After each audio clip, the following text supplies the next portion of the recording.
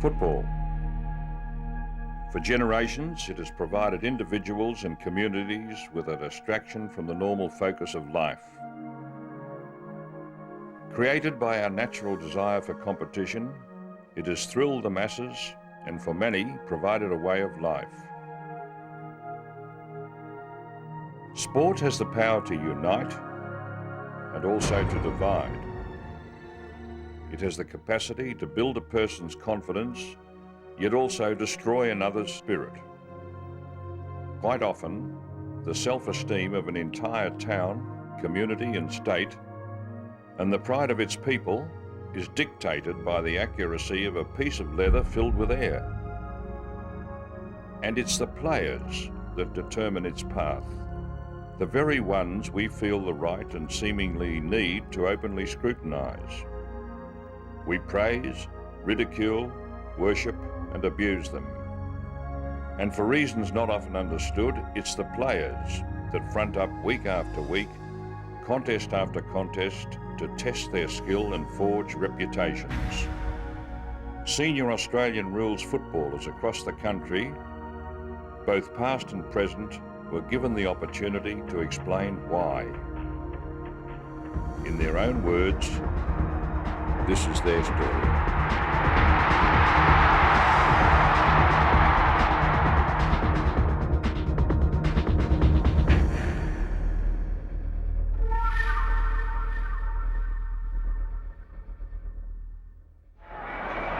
Paul Salmon, his last as an AFL player.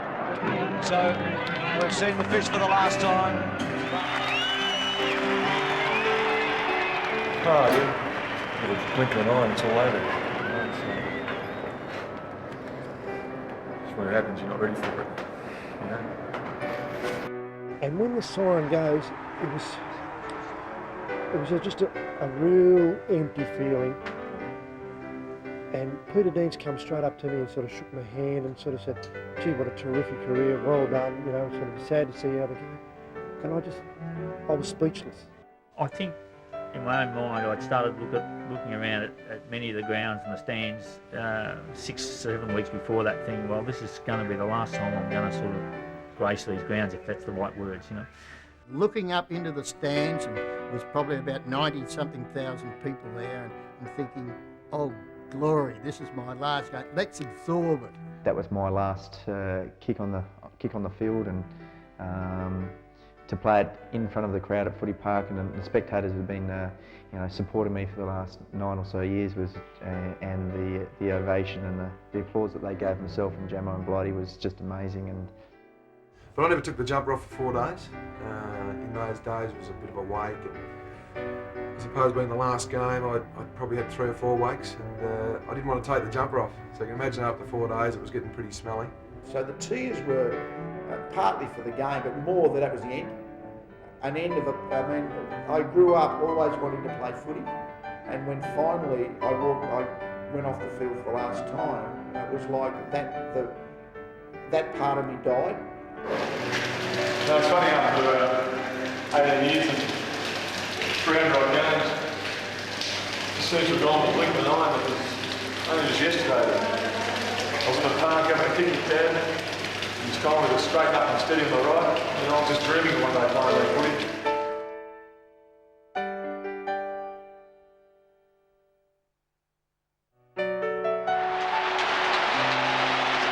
What a mark. He was up there for a week. The siren is going. There it is, ladies and gentlemen. The scene is set. You couldn't get it any better than this. I don't think anybody's heard the siren. No one has moved in the crowd. What a finish. Any score. Otherwise we play extra time. It's an important kick in his career. Any score will do. He kicks. Every kid in the street where we lived wanted to play football. I guess growing up in the Fremantle area, you just played football. It was religious to play football, and if you dared play anything else, you're stoned. You just had that passion as a kid, you know, like my kids had it too. They didn't go on and play league football, but they all had a passion to play. They loved the game. Well, I grew up in a little country town in New South Wales called Finley, and it's still very much an Aussie rules area. And I just remember basically going down and watching the senior side play all the time and just wanting to grow up and be like them. I can always remember playing football as a kid. We never had a football because no one could afford to buy one. She was able to get a brand new Sharon, full size, and she brought it up to me, and as soon as I took it from her, I bolted out of the kitchen and through the backyard, and I launched into this massive, it must have got at least 80 metres, torpedo punt, and it went spiral through the air, and it landed right on the edge of the corrugated roof of the chook pens, and it died. All my mates and that, we used to roll up the old bits of paper, you know, the Sun or the Herald or whatever it was, put rubber bands on it, and then get out in the street and kick it up and down the street. Couldn't afford a footy, of course. Dad one day came home, he had 2 brand new footies out in the backyard, and I used to take it to bed with me and just smell it, just the leather. And when it got worn or you kick around, you get the nugget out and polish it up again. Oh, playing sort of with a rolled up bit of newspaper or a sock or something in the backyard. I'd played sort of probably 300 games by the time I was about 9. Like any kids, just in the bedroom. Only 3 of us slept in one room, and we just used to open the door up and get the socks, wind up the socks, and have shots for goal and tight angles and all that type of stuff. Be always Neilo, be always wanting. If I kicked a couple of crooked ones, he said, "That's it for the session." I said, "No, it isn't, son. You get back out there, and I'll tell you when we're finished." We used to hit the sack about 8:30, 9 o'clock at night, and Mum would always wake us up around about 11:30 to watch the replay, the black and white replay on the ABC.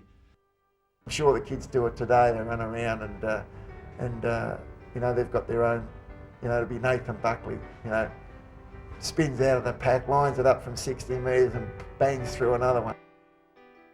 The 2 youngest played me. We played football every day. We used to roll the footy up on the tiled roof, and it used to just sort of float back down again, rattle back down on the tiles, and it hit the guttering, and it'd spring up in the air, so it sort of gave us a great ball to be flying for speckies. Dad had some hedges, so I'd sort of leap into the hedge and practice my marking against the hedge. And this big bloke just absolutely creamed me, and just remember getting up with a mouthful of dirt, and I just loved it. It was great. But inevitably, it'd always end up in a fight. First 15 minutes, get the first quarter over and done with, and there was a fight for sure. One of us would be inside trying to tell Mum that one had belted the other. Yeah, well, that's right. What happens in the backyard stays in the backyard. And I said, "Oh, Dad, look, there's this show on TV, you know, they've made up this game, but it looks a bit like Gaelic football."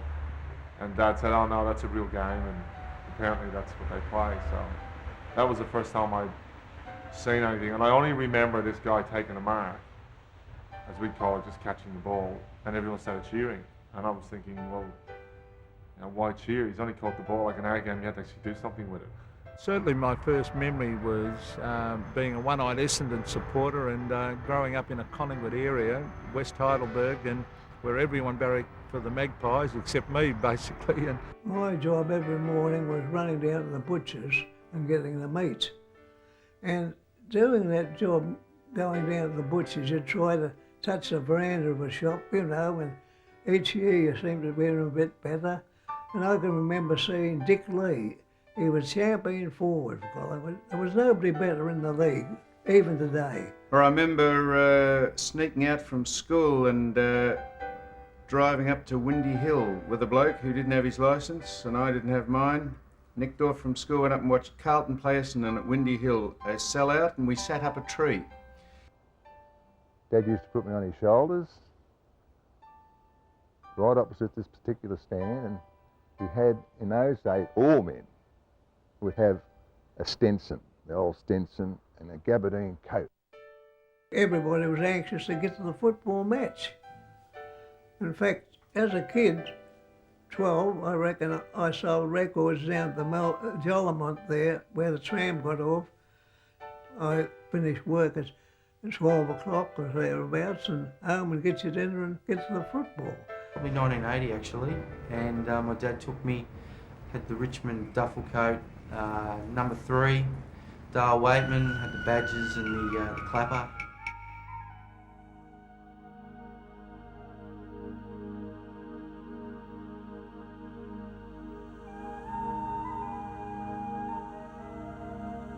Oh, it was as exciting a thing as it ever happened in our lives. You know, I don't think too many of the country boys have been to the city too often, let alone to a game of footy. And the MCG was this huge building that we'd all seen on television. And to wander in there was unbelievable, the dark, grey concrete underbelly of the ground, and you just wander around and you get soaked up in the atmosphere. I remember it being pretty cold.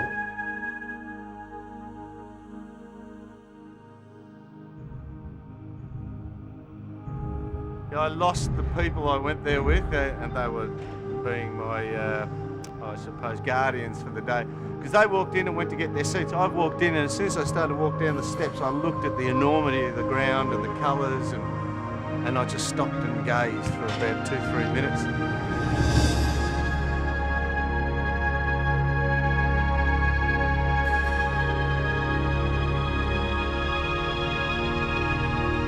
They had this huge presence, and you'd wander in and you just see so much grass and then so many people, and it was pretty, we were awestruck. I remember I was awestruck, and I think we sat down and didn't speak for probably the first quarter of a bit.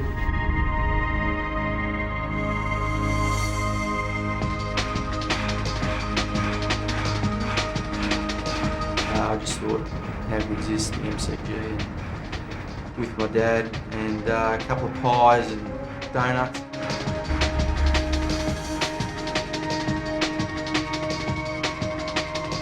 We all got up into the stands and we watched what we thought was the greatest game of footy we'd ever seen.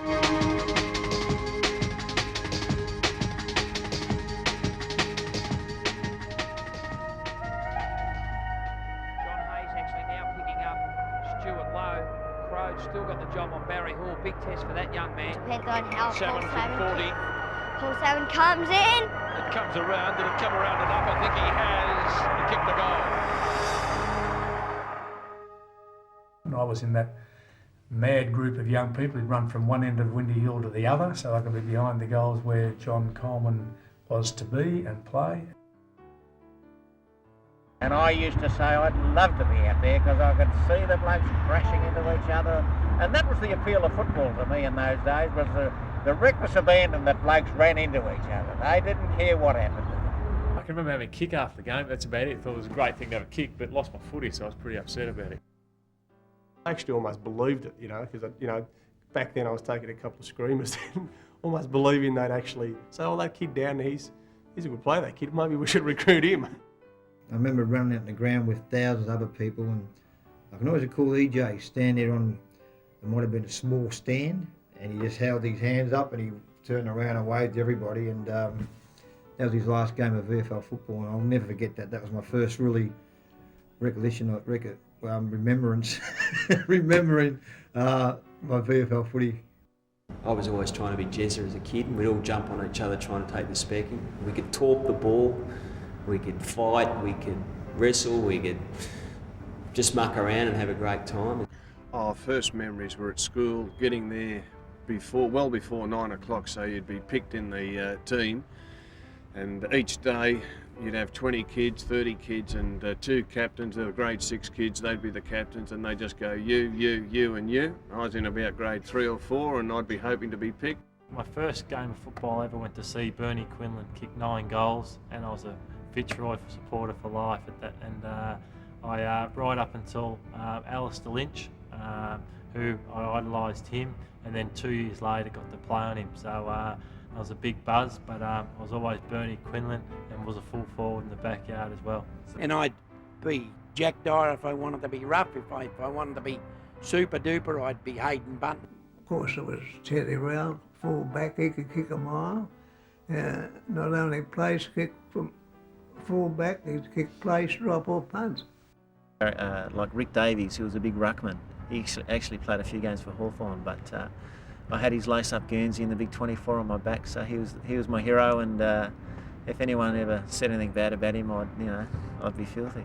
Mickey Collins always been a player that I've admired. Being a Fitzroy supporter, I used to love going and watch him barge through the packs, kick the goals, and get into it. And I suppose I've tried to do that every now and again when I play, and I like the physical side of the game because it reminds me of how Mickey played and the memories, the good memories I suppose I had as a kid going along and watching. And he was great to me. We used to go in the rooms after the game, and he always said hello, and he still does, always. I can remember Jared Malloy as a young boy and his father passing him over the fence that they used to try and fence off all the supporters of actually coming into the changing rooms, and I have vivid memories of that. I said to my father, "Which one's Graham Farmer?" Just as this man rose over the back of a pack and took the ball hand-posted 30 yards. I said, "I know which is Farmer, don't have to tell me." Fons Kine was one of my fans because he lived up the road from me, and I used to watch him. Of a Saturday going to the footy, I'd be standing at the front gate, he'd rub me on the head and say, "How are you?" And he knew who I was. Louis Richards was one of my idols. Bobby Rose was another one. When I came to Richmond, Roy Wright, well, he won 2 Brownlow medals. He was our captain and was a fantastic player. Sometimes people like Roy Wright and Bobby Rose and Lou Richards get pushed into the background a bit because new stars come on and people forget how great some of these people were. I didn't look at Dad as a hero, and obviously my hero as a kid was Peter Knights. And I liked the way Knightsy was as a kid you liked the high flyers and all that. And I mean, Dad to me wasn't a high flyer, but he knew how to use his backside. But yeah, Dad was Dad. He wasn't, my hero as far as footballing. In those days during the war, it was you didn't go and to Myers and buy a Collingwood Guernsey. You just put a red sash around the singlet or a blue sash, and got Mum to stitch it on, and away you went. That was your Guernsey for the day. As kids, when you're playing footy, you're always in the backyard or down the park and you kick the goal to win the grand final. Well, I suppose I was only one game short. I kicked the goal to win the preliminary final. I remember Royce Hart held the cup in the air after they won one of their flags, and that I went to bed after that dream and said, geez, that'd be tremendous to get that opportunity one day and to be able to do that. And that was the realisation. Here's a guy, Ian Stewart, triple Brownlow medalist, even a kid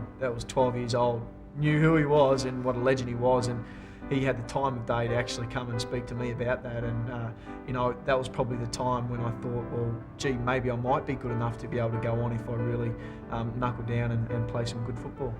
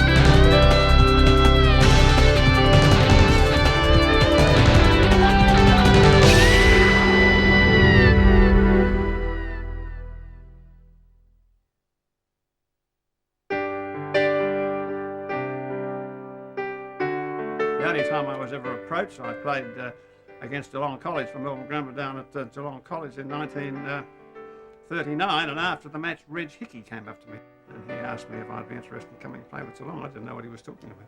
He were walking to gym and he just said to me, "Oh, by the way, North Melbourne, Greg Miller rang up and they said they wanted to speak to you." And he said it so casually, I just couldn't believe the way he said it to me. I ran home and told all my friends and told my mum and everyone.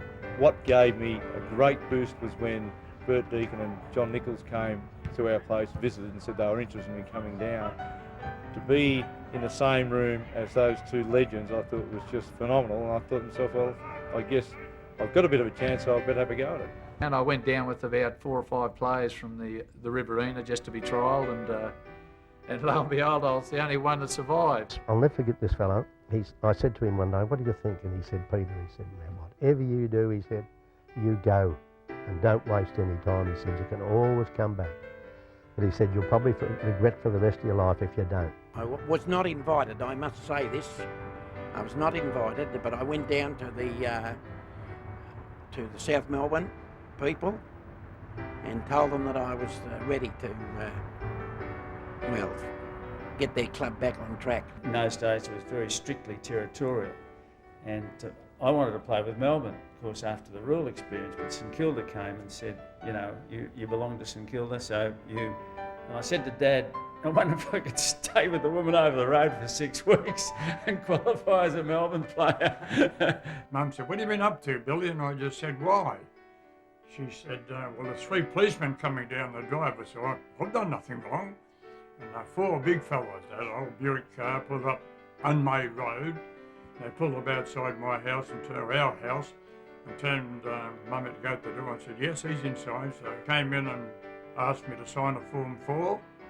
And duly I did. Ron Cook was so persistent. I rang him up. I know he was holidaying down at Rosebud or Macrae or somewhere like that. And I rang him up and said, "Look, Ron, I've made up my mind. I'm not going to come to Victoria this year. I'm going to have another year in Tassie and then I'll think about it next year." And that afternoon, he's in a suit walking up the driveway of my house in Tassie. So he'd obviously got out of his holiday gear and got dressed up and came to Tassie that afternoon. And I thought, well, there's only one way I'm going to shake this guy, and that is to go to Hawthorn. There was 10 of us to choose from, and I was driving home from uni at the time, and I heard that Geelong had picked up Tim McGrath with their #1 draft pick. They'd redrafted Gary Phillips, and I thought then for a moment that if I don't get my name read out here, I'll have to go back to Leopold because the under-19s were then changed to under-18s. So I thought my career was this next person's name, and they read mine out, and I nearly drove off the road. I remember that Dad did this great deal. He thought it was really good. But I remember the guys who signed me up, Bo Wallace and Brian Coleman went down as well. Walked out of my dad's place absolutely blind. So I was a reluctant recruit early. I didn't come down for some time till Mum and Dad negotiated my extensive contract, which was about 2 Polaco shirts and about $20 in my phone account. Certainly there were no big bucks in those days. I can remember, I think in the first pay night that we had down here, one of the blokes received his paycheck or his pay slip and he found out he owed the club money. I didn't know who Graham Richmond was, but Graham had the talent scout down here and he came down to have a look at me play. And he came down on a Saturday and we were rostered to play on the Sunday, so he didn't actually see me play, but took notice of the talent scout, left the Form 4, and I posted it back about a week later, and I went over the following year. And I wrote to Graham and I said, "Would you send me some clothes?" And he wrote back and said, "I'll give you 6 shirts and a suit," and that's what I got. In those days, you had to go home if you hadn't got the clearance for 2 weeks. Anyway, we finished up getting the clearance, and the Geelong Football Club, in their magnificent fashion, gave me a Gladstone bag with my initials on it and a £10 note. I've still got both of them, to be truthful.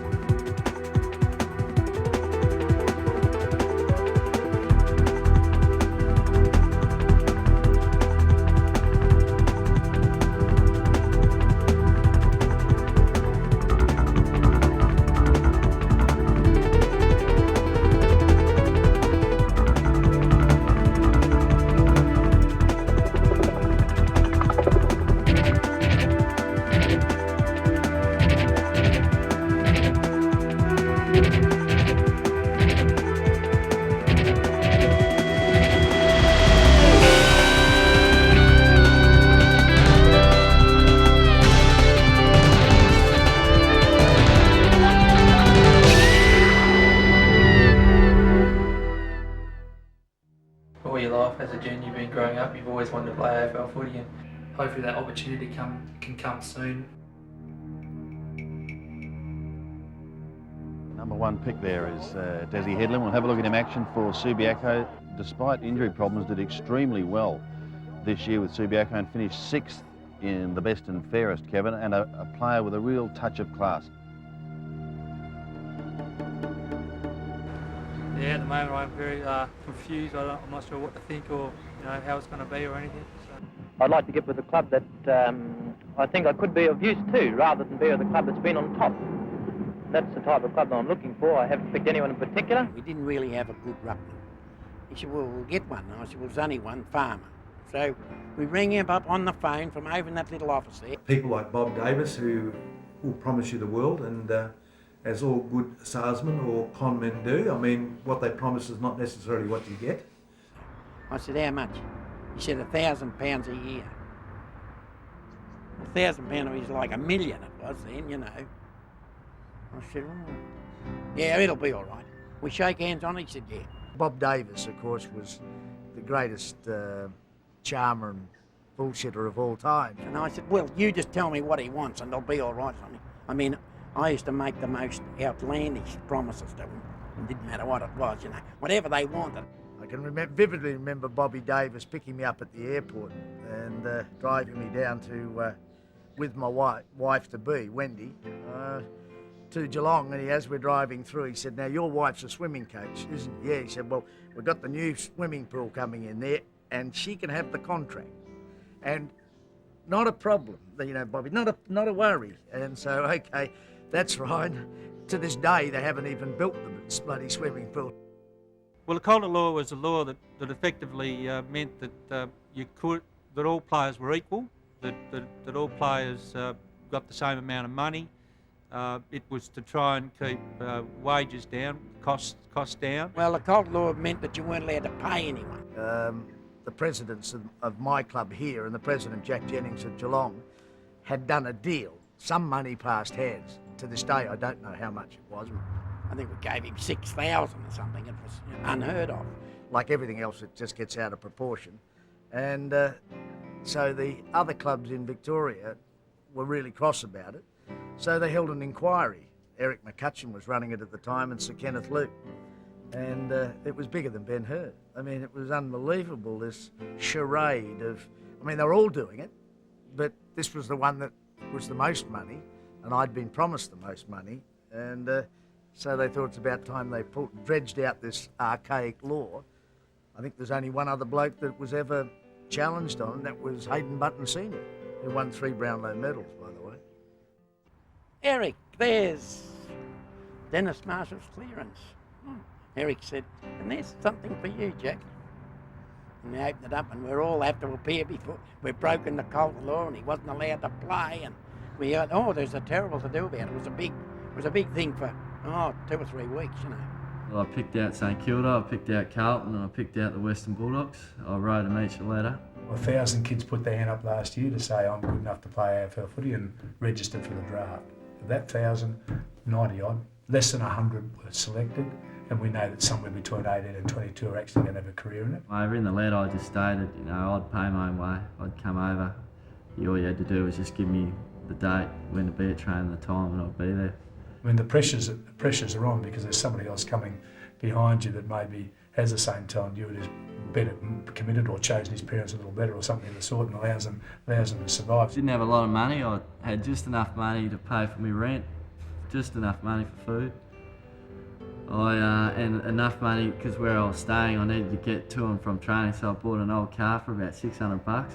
And John Beveridge spoke to me for about probably 5 minutes at the draft camp, where everyone speaks. It's a bit like a meat market. I love this AFL draft camp. All the players go along and they measure this and they measure that, and they get all these statistics at the draft. They rack it up. This guy's the strongest, and this guy's the quickest, and they do character trait, personality assessments, and you just wonder about some of the players. Like, I mean, I've known Mark Williams for ages, and I wonder how he would have gone through the psychological assessment. I mean, he was that driven, he was that crazy. You just wonder whether he would have passed. I guess it's pretty much a meat market. I guess you mean you put yourself in there to hopefully go somewhere, and they just come and take whoever they want. And it's bad luck if you get picked by West Coast or something. You got to go. Championships last year in Darwin, which really set a stamp on Des Headland as an outstanding potential AFL player. Round 1, selection number 1, Brisbane Lions. Player 4195, Des Headland, Subiaco. If you're a talented young player, you could end up in 16 different places. The next thing I hear him say was my name and the club I came for, and I was sort of in a bit of shock for about 10 minutes. I didn't know what to think. 3287, James Begley stood. All of a sudden I'm supposed to be a St Kilda player, and yet I've just been sitting there and they've told me that I've been drafted by St Kilda. It didn't mean much to me, and then to get up and have to be interviewed by Sandy Roberts, hey, James, and be passionate about St Kilda, it was a pretty difficult thing. So I was pretty nervous this morning coming here, and sort of had a bit of a wait this morning, but now that it's over, sort of can look forward now to the future. There was a group of us that left with Kernahan and Platten and Motley, etc. I mean, we left at the age of 22, so it's pretty old, really, when you think about the kids now that are getting drafted. You know, I feel sorry in some ways for the young guys now because there's so much pressure on them at the age of 18. You talk to a lot of the 18 and 19-year-olds now, or 17, 18, 19-year-olds that get drafted. They feel that they've only got 2 years to make it, otherwise they're on the scrap heap. And I think it's a very unfair system that we have created. For me, I was very fortunate and very grateful that I was able to stay in my own hometown with my family and all my friends and all the people I grew up with and play footy at the highest level. It was just a start that you'd love. I mean, I wanted to get to Collingwood. I think Brisbane had picked me up on a priority draft that they used to have. They used to be able to put a list of 60 players on it. I think I was just one that I didn't have to. They didn't need my authority. They just put me on the list. It's called a working holiday. If you want to, travel around Australia, you got to pick your clubs you want to go to. And I've been lucky enough to pick a couple to travel around Australia, I suppose. I've been to Melbourne, Queensland and West Australia, so I've only got to go to Adelaide and I'll be fine after that. I entered in the draft and I was sitting around waiting and just starting to get a little bit worried, thinking about what a couple of the boys had said, and I got the phone call about 11 o'clock in the morning, so I'm on the list and I was pretty happy.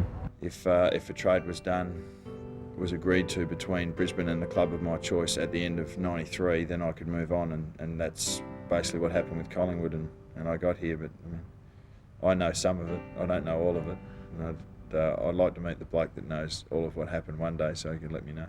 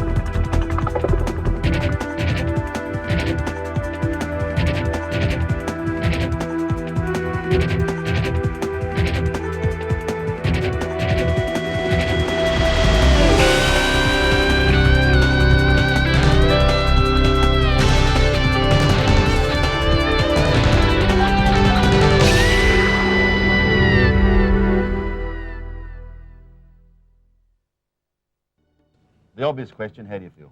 Yeah, it feels great. Would have been nice to stay in Perth, but Brisbane's a good club. Just take it as it comes now.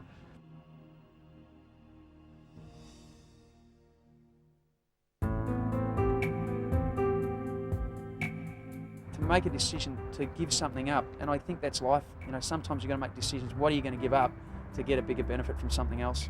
It would have been great to be able to go and play cricket and do a bit of travelling and come back and play a bit of footy. Unfortunately for me, it didn't work out that way, but I'm not complaining. 3 people from the New York Jets to come over and try and get me over there, just to see how I'd go. And they didn't understand how big AFL footy was. They didn't, and I was in a contract. And they tried to say, okay, we can guarantee you $1 million if you come over and make it. It was too much to give up just to go over there and give it a go. So I always said, okay, I'm going to put that on the back burner and we'll worry about that later. And played a good basketball game as well. And Dad said, well, you're at the age now we've got to decide what do you want to do. And I remember that driving home in the car and then my gut feeling was football. I really got homesick a hell of a lot. And at one stage, I think in 1990, 91, wanted to go home and spoke to the club and they said, no, you're under contract, you're staying. So I'm glad that they were pretty strong on that now. On a Friday night after footy training, if we weren't playing, I'd get in the car and I'd drive 8 hours to Canberra during the night, and so I could have 1 or 2 days there with my friends and family and get back in the car on the Sunday morning and drive all the way back again. That's how homesick I was when I first got there, and that went on probably through every chance I got. I did that. After you come away from the country, it takes a long time to get out of your system. You never get it out of your system. At that stage, no one had ever done it. Gone direct from the Northern Territory to the VFL, and I guess I was a guinea pig. And at the time I didn't realise how big the move was until I got to Melbourne, and you know, the change of weather, the lifestyle, the hard training, racism as well. I copped that from day one, even from my own teammates. Living up here in the unit by myself, and I had no idea, couldn't look after myself, couldn't eat properly, and I didn't really know what was expected, you know. Being away from the family made it was very hard, you know, because obviously coming from a big family, and with a lot of Aboriginal players, I reckon that plays a big part. It didn't hit me that I was leaving my state until clicking your seatbelt in, about to take off. And I remember almost getting a panic attack of what it meant, you know, leaving your friends behind and that sort of thing. So I remember sort of panicking. I was on the plane thinking, no, I don't have to do this. Why am I doing this to myself? You know, I don't have to be a footballer. Why am I going to put myself through this? Mum and Dad will hate this, but I guess it's been away from home, been on my own for a while. It's quite good.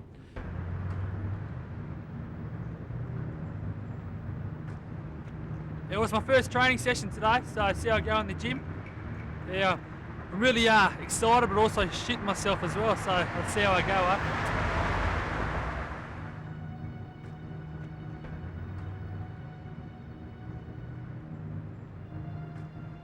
Couldn't believe it when I first walked in the door of the change rooms. Crackers Keenan was there to meet me, and Cracker said, "What are you doing here, son? You've had one crack at it. Do you realise you're not good enough to make it?" As I said before, I didn't really want to be here because, you know, Collingwood supporter. Walked in, and the first initial handshake was from a guy called Peter Crimmins, at the time he was captain, and he introduced himself to me. I was sort of standing in the gym waiting for someone to pick me up, whatever. Yeah, it was quite difficult actually, because I had to squeeze into number 4, and that was between Mark Bairstow and Gary Ablett, so I was a bit shy to go and put my boots in my locker. It's the first player profile I've ever filled out, and I'm about halfway finished mine, and I look over to Gaz's, and he's stuck on nickname. So he's got name, Gary Ablett, date of birth, whatever it was, nickname.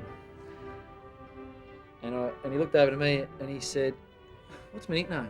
What do you call me?" And I said, "Well, you got Gazza, Superman, and you know, God, and all these names I come up with." No. All right. I think I'll leave that.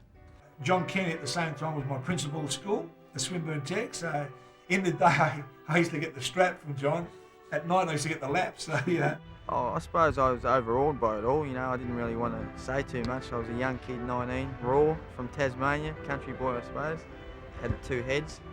Because what you do when you're young, you don't think you belong there. You think, hang on, these guys are something special. They're really out there, and I'm here. And walked into the locker room, and my locker's next to Jock McHale, the great Jock McHale himself.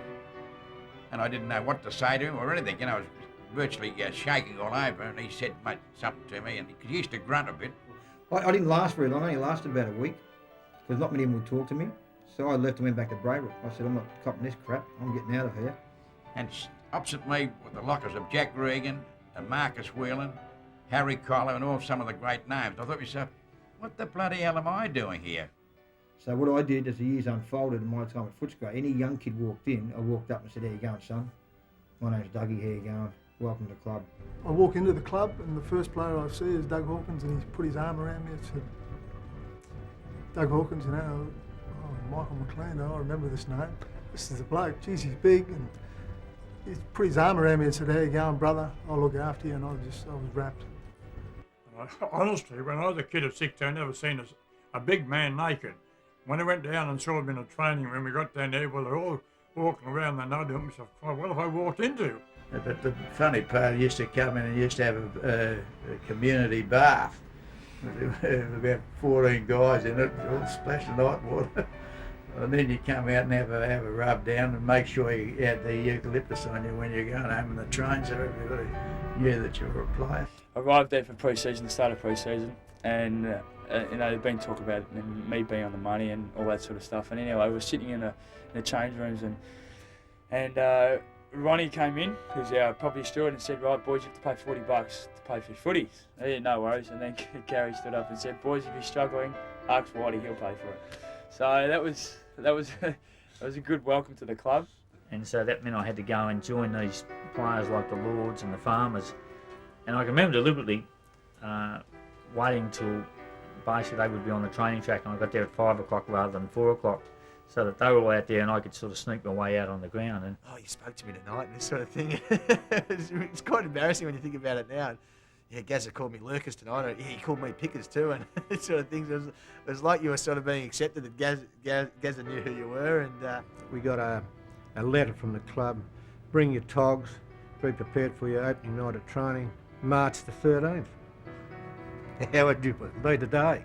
One of my most vivid memories, actually, because my first night down at North Melbourne was Ron Barassi's first night, and he brought along with him, obviously, with that defunct 10-year rule, Barry Davis, Doug Wade, John Rantel. Barry Kay wasn't actually playing that year, but he'd come over for training on the night, and that sort of thing. And to see these players and be getting changed with these players and being in the same rooms as Ron Barassi was, pretty special thing, really. Yeah, well, I walked in and I think probably the first guy I shook hands with was Glenn Jakovich, and he was a big fella, and I was weighing something like 77 kilos, being a little tacker, and I had to look up at him, and I was in awe, there was him, and there was Dean Kemp and Brett Heddy first come up to me, and they were making jokes, and I was just wondering what I was in for. And you look around the room and there's Merv Nagel and Glenn Hawker and Tim Watson and Simon Madden, and the list goes on, and thinking, wow, I'm a small fish here, and pardon the pun. Yeah, just guys training. I met a nod one over the pre-season, and someone would say, oh, that's so-and-so driving down the road there. Go, yeah, fair enough, who's he? We did a time trial. It's probably one of the scars that still exists with me in time trials to this day. But I ran around and I was a distant second last. The bloke I beat was Justin Madden, and who was a bearded 18-year-old, and he was a monster. This guy was 6'9", he's 3 inches taller than me, and I wasn't used to this. So that was intimidating itself, but we sat down on a log fence surrounding the oval after the run, and he introduced himself, which was good of him. He said, how'd you go? And I said, oh, no, nothing flash, I think I beat you. I was going in, it was Mark Lee when we were in Ireland and Dublin. And I went, I was pressing the button because I was going up to meet Robbie Flair and Jared Healy.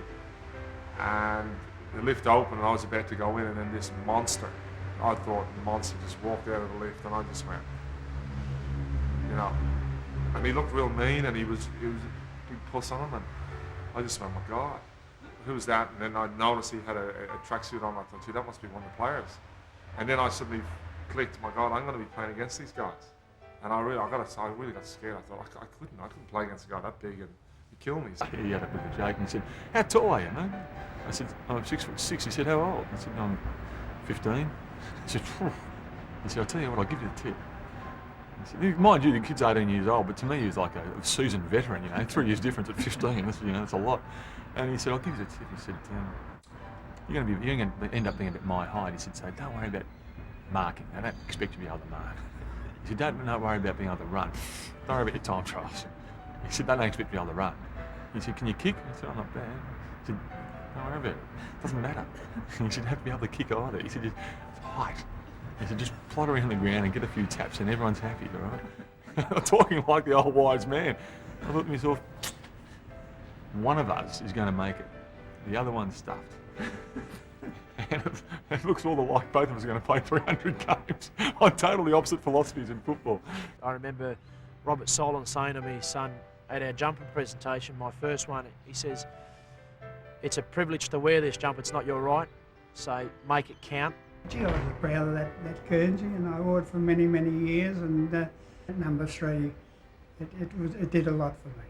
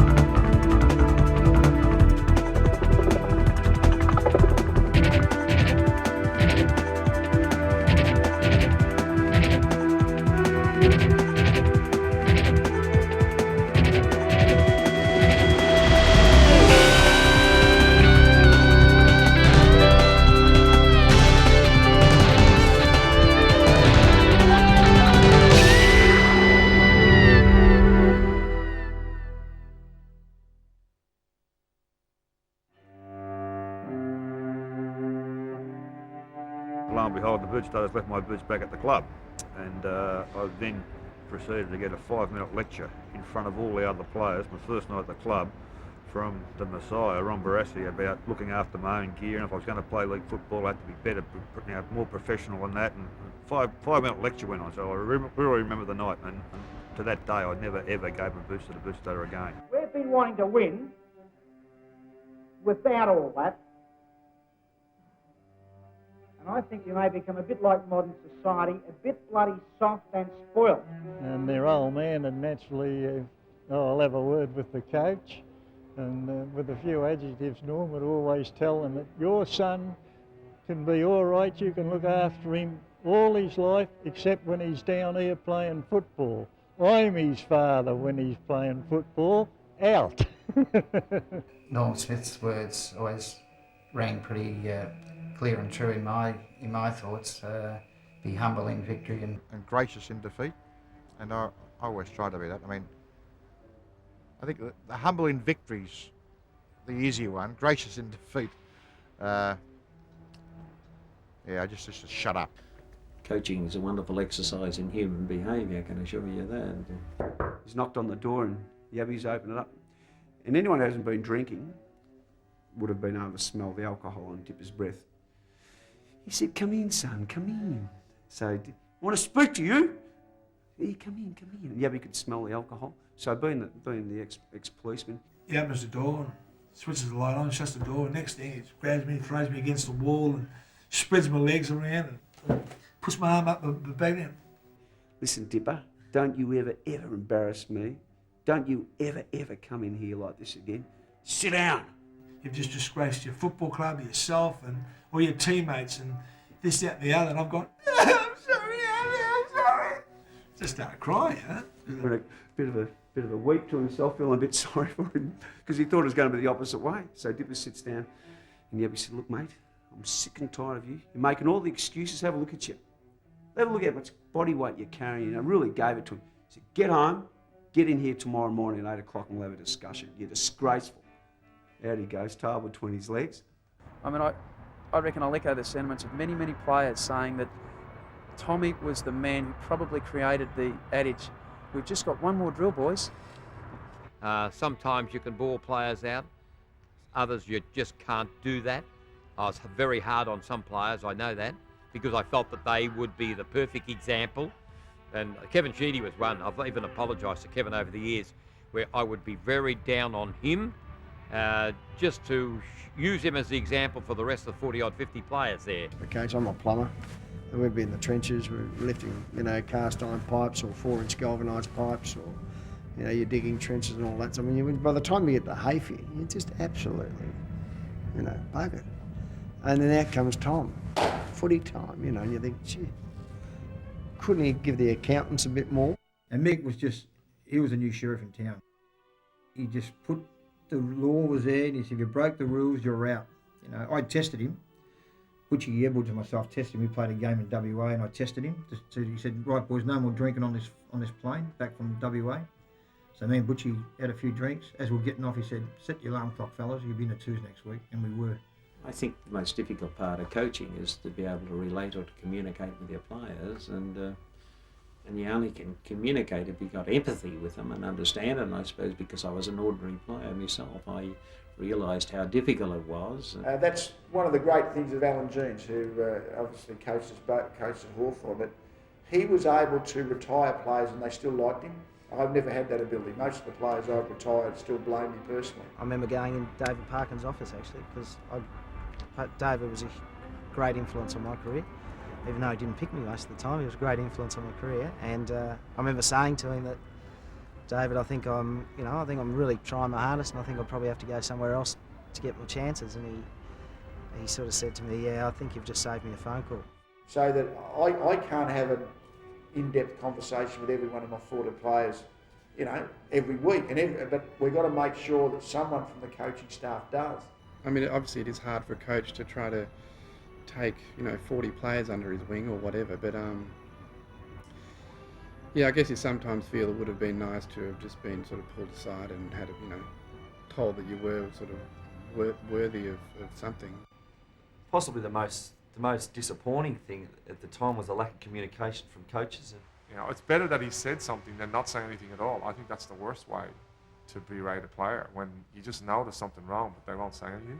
When he gives you a spray, it's better than him not talking to you at all, because you would rather get feedback.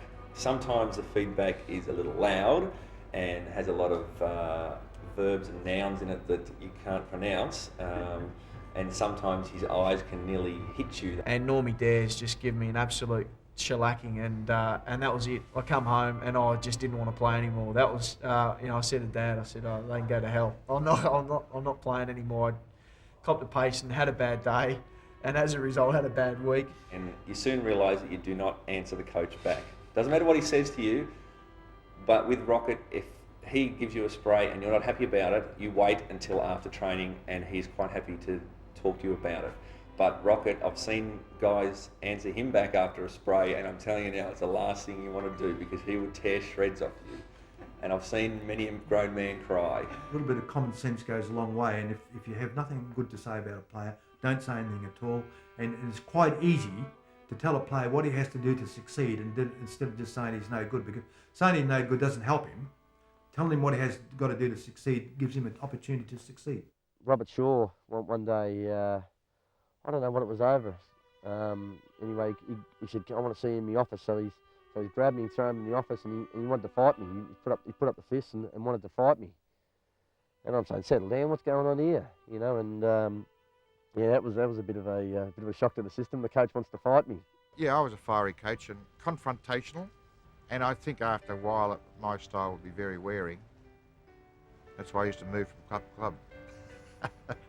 And I never made the mistake again of being first into the huddle, by the way. But I was first in the huddle, and he screamed at me from about 30 metres that I was still a schoolboy playing schoolboy football, and that I should take my school football jumper off and get in the real world. Bloody right! Daryl, you are a I'll tell you why. You've got the bloody football game beaten. You've come down here not concentrated. The ball goes out towards the Carlton small man. You stay back with your man. You could have got to the Carlton small man, but I know I'm going to protect myself. There's no worse figure to confront than a rampant Ron Barassi at half-time when things have gone awry, and, you know, I think it's part of footballing folklore. It's legendary that, you know, the verbal tirades that he's handed out, and the tongue lashings, and employing the most colourful language. I've always wanted to tell Ron Barassi to get stuffed, but I haven't been able to do that. I think that coaches have to be prepared to at least acknowledge that they would be prepared to do what they're asking players to do. One thing about John, I mean, he just had the utmost respect of everyone, because all the training and that I spoke about, the running and the boulevards, he did it. Wolsey was coach, and I absolutely shit myself, to tell you the truth. Wolsey was straight down the line, no sideways movements with Wolsey. He was terrific, and to tell you the truth, has been one of the best influences on my football career. I had a coach in Ron Barassi who I just idolised. I just thought the world of him. He said jump, we said how high, and basically we were terrified of him. He was the boss. He was a playing coach when I started. I can remember one day I shared ruck roving with him, and I missed his call. And he just absolutely humiliated me out in the middle of the ground, and I just wanted to die. Like, you know, he just went right off his head. But look, you never knew what he was going to do. He'd upend a trestle of drinks at half time. You'd come in for a drink and he'd just tip the whole table over. I saw him grab players by the throat and slam them into lockers. He would get players on a Sunday morning who turned up a little bit late, and he'd just get the boys to form a circle, put the offending player in the middle of the circle, and then tell the world what a lousy bloke he was. There's one thing about football that you can never underestimate. No matter where you go or what you do on the training track or on the football field, it can never be predictable. Whether you like it or not, there's some things that you have to do that you don't want to do, and there's other things that you want to do that you can't do. I've seen some fairly bizarre things in footy, but the Shane Stremple incident was an amazing incident, because I've never actually seen a guy put through that much of a session. His application to his training was nowhere near what was required. I don't think he looked after himself with what he ate and drank, and we were starting to get a group of players who were doing the right thing. So I was angry with him because he was just not giving to his teammates. I felt he was letting his teammates down. And this happened for quite a while, and in the end I had a gutful. I think Wolsey liked to think he was tough and fair, but sometimes he used to go over the top. And I thought, well, I knew the players were dirty on him, I was dirty on him, and I thought, well, I think it's time we got a little bit back on him. Robert Walls has called the players in and said, jog a lap. Told one of the guys to grab a bag of boxing gloves, meet you across the other side of the oval. I thought, what's going on here? I twigged a little bit, the boxing gloves. I was going to have a bit of a session here. This certain night, there was 8 blokes picked out to basically teach young Stremple a lesson. We pulled the boxing gloves out, we made a big circle, and we put Stremple in the middle of the circle, and we let him go around with one player, and then drop that player out, and then we put another player in to go another round. And what do? I mean, you're 21, senior coach tells you to do something, so you have to do it. You have to follow what the coach says. I remember the first couple of guys who've come out, and Shane wasn't too bad. He was about 6'5", and he's throwing a few, and he's looking all right. Non-stop, no break in between, and each round was against a newer, bigger, fitter, stronger opponent. Matty Kennedy was another one as well. He was in here, and if anyone's seen Matty box, then even 1 minute with Matty would be enough for one bloke. Okay, you've got 3 minutes with him in the ring, and basically in a ring. It was just a round circle, all the players just there. And the players were encouraging Matty Kennedy on, because it was sort of like, well, for every hit that you hit him, Matty, well, that's one saying, well, you shouldn't have had that drink. Hollywood didn't like this bloke at all, Hollywood O'Brien, and he went in there full bore and tried to give him as much pain as he could, and you really started to feel sorry for him and thought maybe it was a little bit overdone. Next 2 minutes round, next up. Just see everyone's face change. Like, the longer it went on, the less the people wanted to step in. They realised enough was enough, but obviously the person in charge didn't. Poor Stremple had copped a fair bit, and he was having trouble keeping his arms up, even protecting himself at this stage. Just one at a time, we've just gone through him.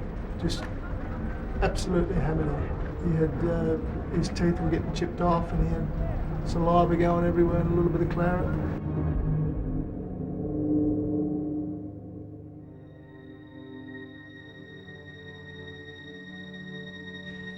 I think the players felt he got what he deserved, and that was a bit of a belting. I can recall Brad Hardy walking over to him. He was the last one to go, and said, "Rob, you've got to call it off because you'll kill the boy." And it was mainly done to let him know that, hey, you are letting us down. We don't respect what you're doing, and maybe you are only going to learn the hard way. I don't know if it had an effect on him. But what I learned from that, I lost all respect for Robert Walls as a person, as a coach. I thought, well, stuff you, Wallsy, and he obviously wasn't going to get the best out of me after that incident.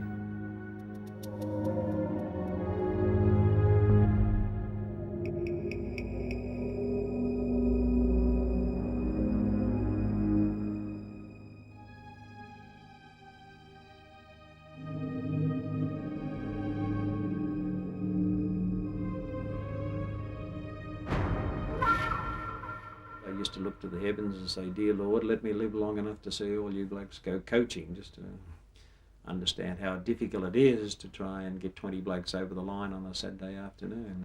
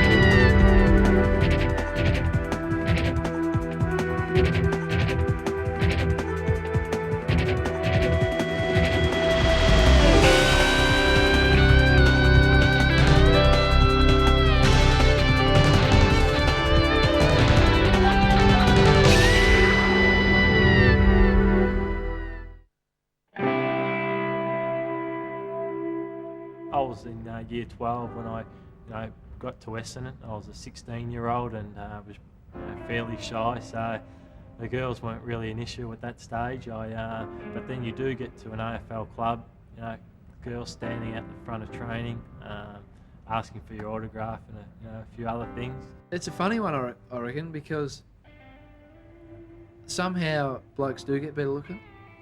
I'm not saying that I did, but there's some ugly blokes getting around, getting some good girls hanging off their arms. Oh, definitely. I've obviously seen the changes, of even girls, coming up to Adam Houlihan and Jason Snell. I'm like, I don't mean pretty ugly blokes, but they do all right. Yeah, that was the funny thing at school. I never really that popular, and all of a sudden you come up here and there's all these girls, sort of writing letters to you and stuff. It was a bit strange. Not just females, it might be males that come up and say, I really like what you do and I admire the way you play. And girls come up and, they might, just say, oh, would you like to go out? Would you like to give me a call?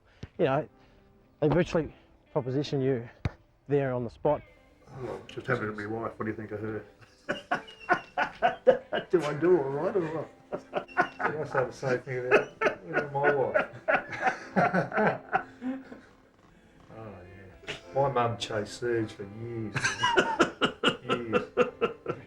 There's always one bloke in the squad that's got that happy knack with the girls.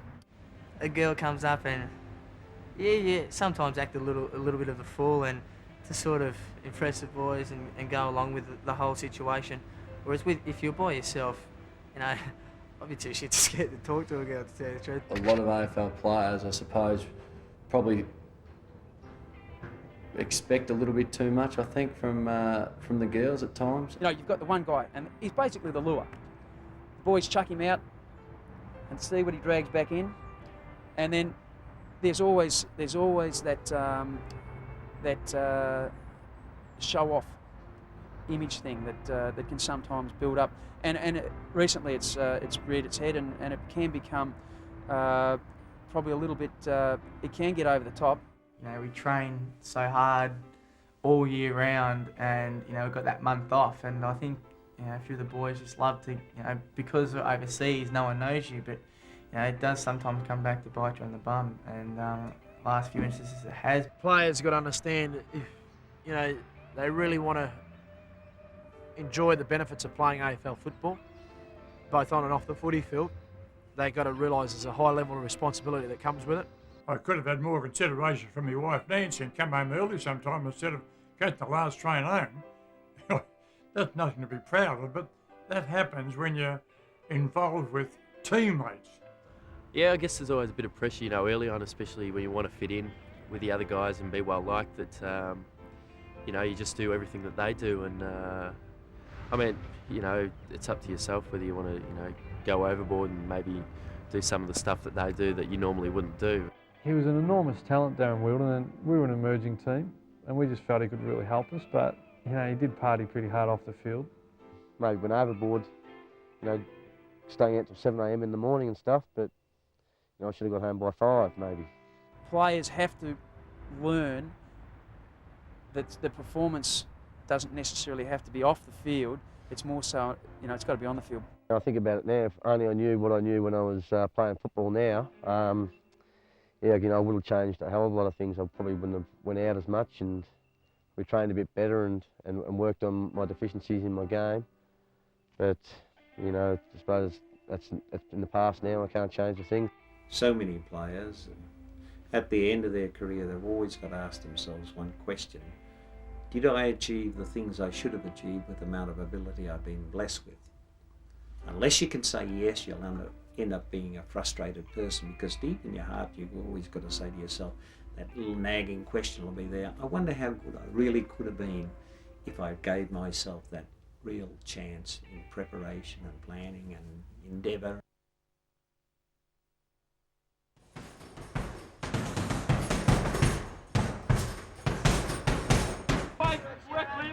Hands in behind it. Good working, Disney. Come on, no, go on, work, Nico. This is a bloody weight session.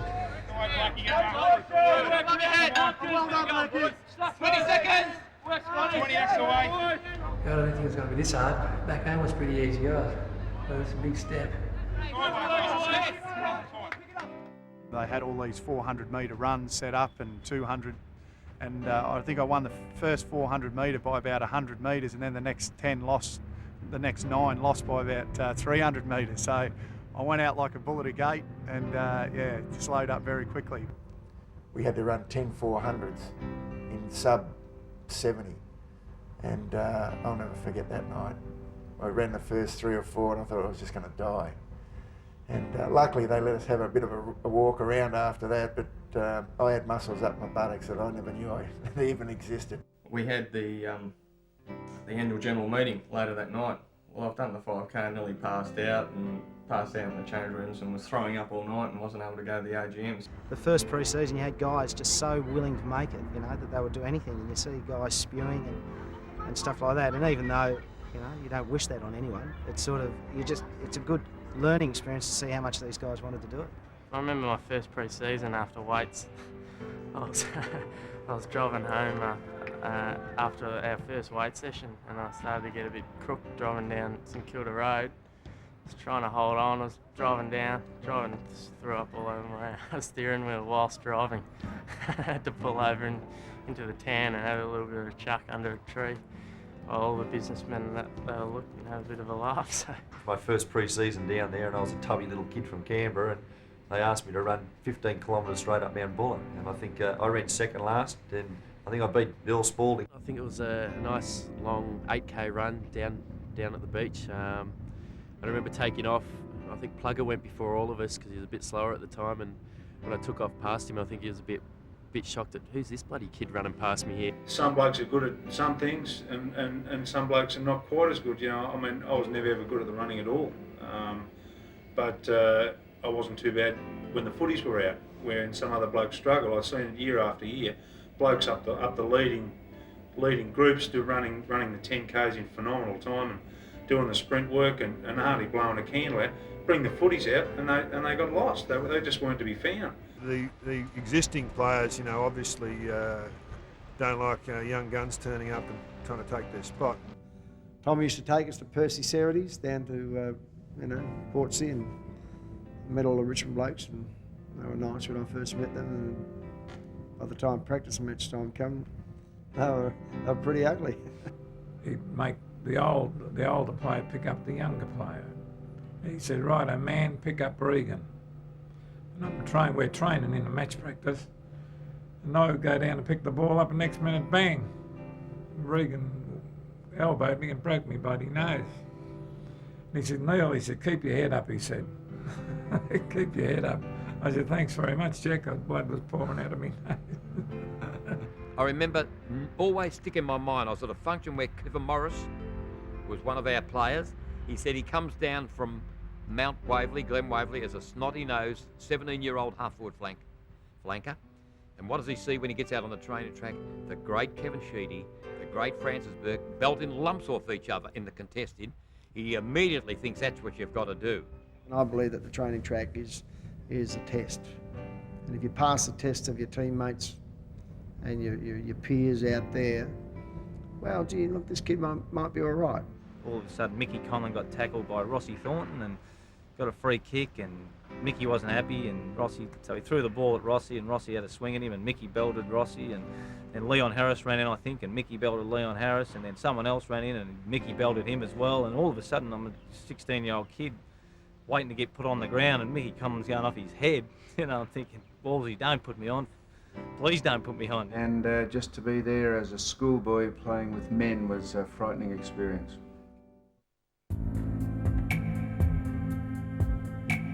It was a fairly torturous regime. I'd have to say I couldn't do much else in my life. Train and vomit and go home and sleep and wait for the next venture. And you know, the joy of rising early in the morning and sprinting through the trees with bags of sand on your back is something out of this world. And like even today, it takes a couple of years to get through that sort of physical preparation before you can play anywhere near the kind of footy that you have to play. The hardest session I think we ever did was up here in Brisbane. Was think it was 111 100-metre sprints, before the end of the Christmas break. We did 100, and one of the boys had piped up, probably Hardy because he could run another 100, but Hardy's piped up and said West Coast did 111 or something, and we ended up doing 114. I can remember one night after a loss, we couldn't train on the Punt Road Oval, so went down to Albert Park, and the lights down there weren't too good, and I think we trained till about 7:30. We had our boots on and we were doing 440s and sprints and everything conceivable as far as pain was concerned. And in the end, about 7:30, we said, oh, thank heavens, that's over.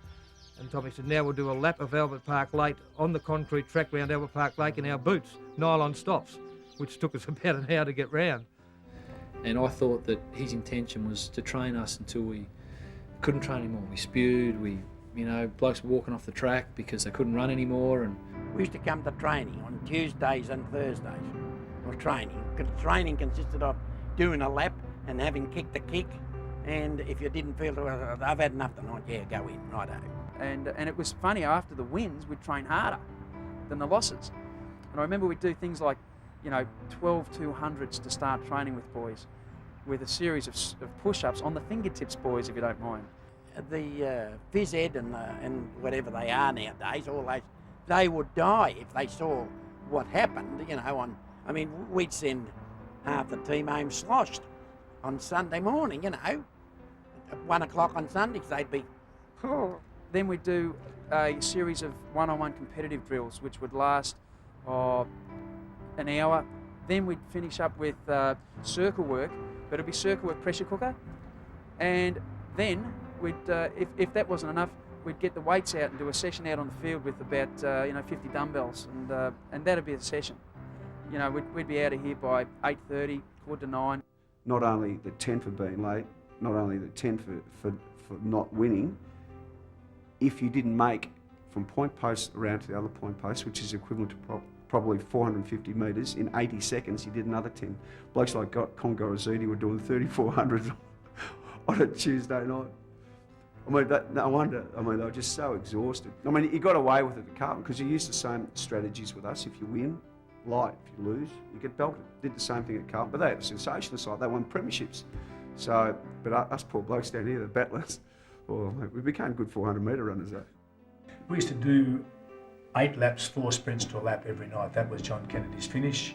Sprint down the wing, sprint across the goal, sprint down the wing, and a bit of recovery in between. I can remember this little foxy dog coming out and running amongst the legs, and he did a couple of laps, and I looked around, he'd fallen off the back behind both Graham and I, and he died. He'd had a heart attack, and he was lying on his back with his legs up, and I got a terrible fright. I said to Mort, the dog died, and Mort got a fright, but he said to Kanga, John, the dog died. And John said, get another dog, Mort. Well, good footballers, top footballers like Peter, the ones that I know, Peter Hudson and Graham Arthur and Lee Matthews, they don't mind running after football, but they don't like running after nothing. Anything that resembled running without a football, for me, at that stage of my career, I thought was totally over the top. I was, I'd say, arguably the worst trainer the Hawthorns ever seen. Mind you, I don't think Jason would be much far behind me. A lot of the training was stupid, but I think about the second session we did 10 200s, then we did 10 400s, and then we did an hour of skills, and then we played a practice match for an hour and a half. That went for about 4 hours. It felt like I cramped in every muscle in my body. And that was a Tuesday night, and the Wednesday I tried to get out of bed and seriously couldn't. No, I'd love to train the way they do now, where you do a little bit often. I'd love to see you training now. I'll put it this way. I'd love to train every day of the week compared to slugging it out. Well, we'd have full-scale match practice, like full on. Jack Daniels was playing on this new kid, and I think he might have been giving Jack a bit of a stitch-up, so Jack's told him that Ron Barassi wants to see him. So the young kids ran over to the bench and was looking up at Barassi, and Barassi's gone off, as you'd expect. We had to do commando-style training, arms and legs crawling through the gravel. Now, it was absolutely pouring rain. It was probably one of the coldest Sydney days ever.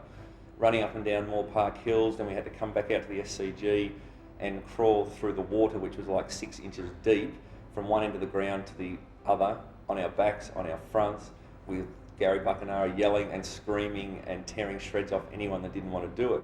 Well, I remember every time I got the ball in those one-on-one competitions on a Tuesday night, John would say, righto, Hawks versus odds.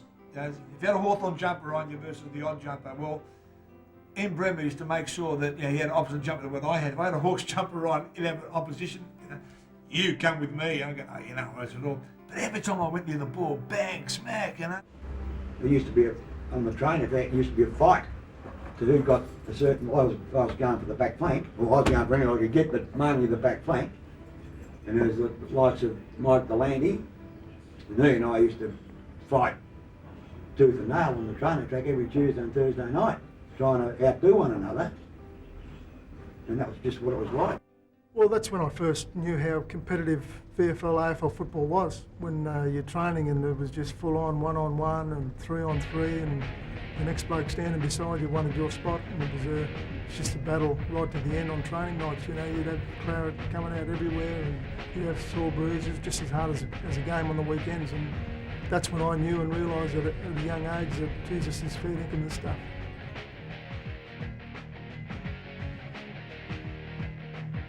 Get your body fat down in that area a bit. That will help with your performance. So the easiest way to do that, do this one through your skin concept, is to reduce the amount of fat that you're eating in the day. Watch your diet from now, during training and before games and after games. And for you that really means cutting down on the fats in your diet at the moment.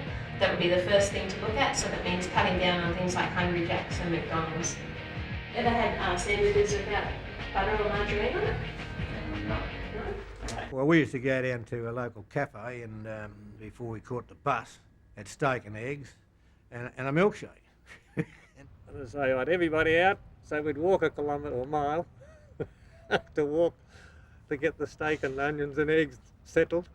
Then back on the bus and we'd go and play a game of footy. It's a bit of a joke sometimes when a larger person from the supporters comes up to you and says, "Oh, geez, you're a little bit overweight at the moment." You sort of think, well, have you looked in the mirror lately? And just the first start of putting the calipers on to measure your fat content and that sort of stuff just used to give me the shit. So I had difficulty with my weight all the time, and it was an endless battle with Ron Barassi, and it made me come in at a certain weight all the time. And there's a million stories I could tell you about beating the diet weigh-in of a Thursday night, the compulsory diet weigh-in. Blew up after the 1995 footy trip, came back at 114 kilos, 14 kilos overweight, so got known as the Ox, and it's stuck since. End of season trips, I go pretty hard there and eat all this shit. So, only for about a month and then I'm back into it again, so.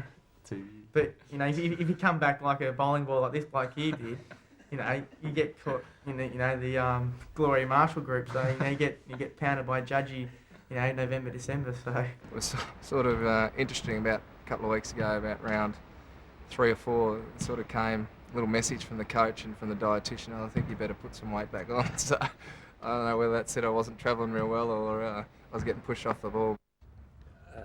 During a football match, my trainer would come out with a lit cigarette and I'd have a quick draw on the field.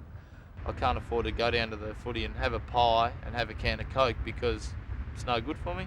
Whereas everyone who was around me were all eating pies and hot dogs. And when you realise how hard we rubbed bruises when we got them, how we jumped in hot bars immediately afterwards, how we dried out before we played and didn't replace fluids while we were playing. When you think of the folklore or beliefs that sports people adopt, and I'm sure other sports would say the same, but Australian football carried some of the most, in retrospect now when we became a little more learned, the most ludicrous set of what not to do and what to do. It's a wonder that some blokes ever survived it, and I wonder we didn't have more people fall over with dehydration and exhaustion and those sorts of things. We never used to have water in our day. Like they banned you from having water because it was going to slosh around in your stomach. So you'd play in final when the heat was on, and you'd up the tempo. Like we trained 2 nights a week, so you imagine how fit we were. You get to finals, September, it's nice and warm, we look like that balmy weather, and you'd be going flat chat. By the 3rd quarter, it was like watching those people in the marathon, when they just lose all control of their legs.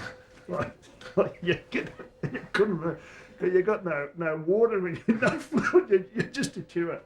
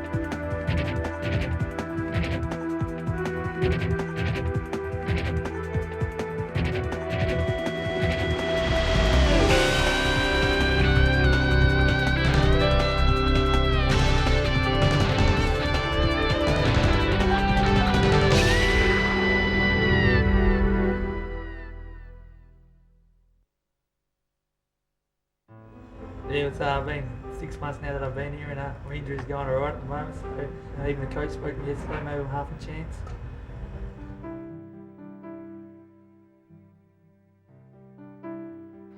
My name is Thomas Joseph Red. My dad played for the Adelaide Crows. He hurt his knee. He went to a doctor and put him in an ambulance, and he took him to the hospital, and then he got his knee and make a new ligament. He was lumpy around the house. You know, although I felt good and mentally I wasn't carrying any baggage, it was a real shock to the system when I did it early again and had to have another reconstruction. I just don't think I understood exactly how important it was to me that I was playing football, and I think, certainly the second time really hit us hard. Hit our family hard too, because Thomas had just been born and things were looking up. My son was about to sign a contract in the AFL. I'd say get a good manager and get a good injury clause.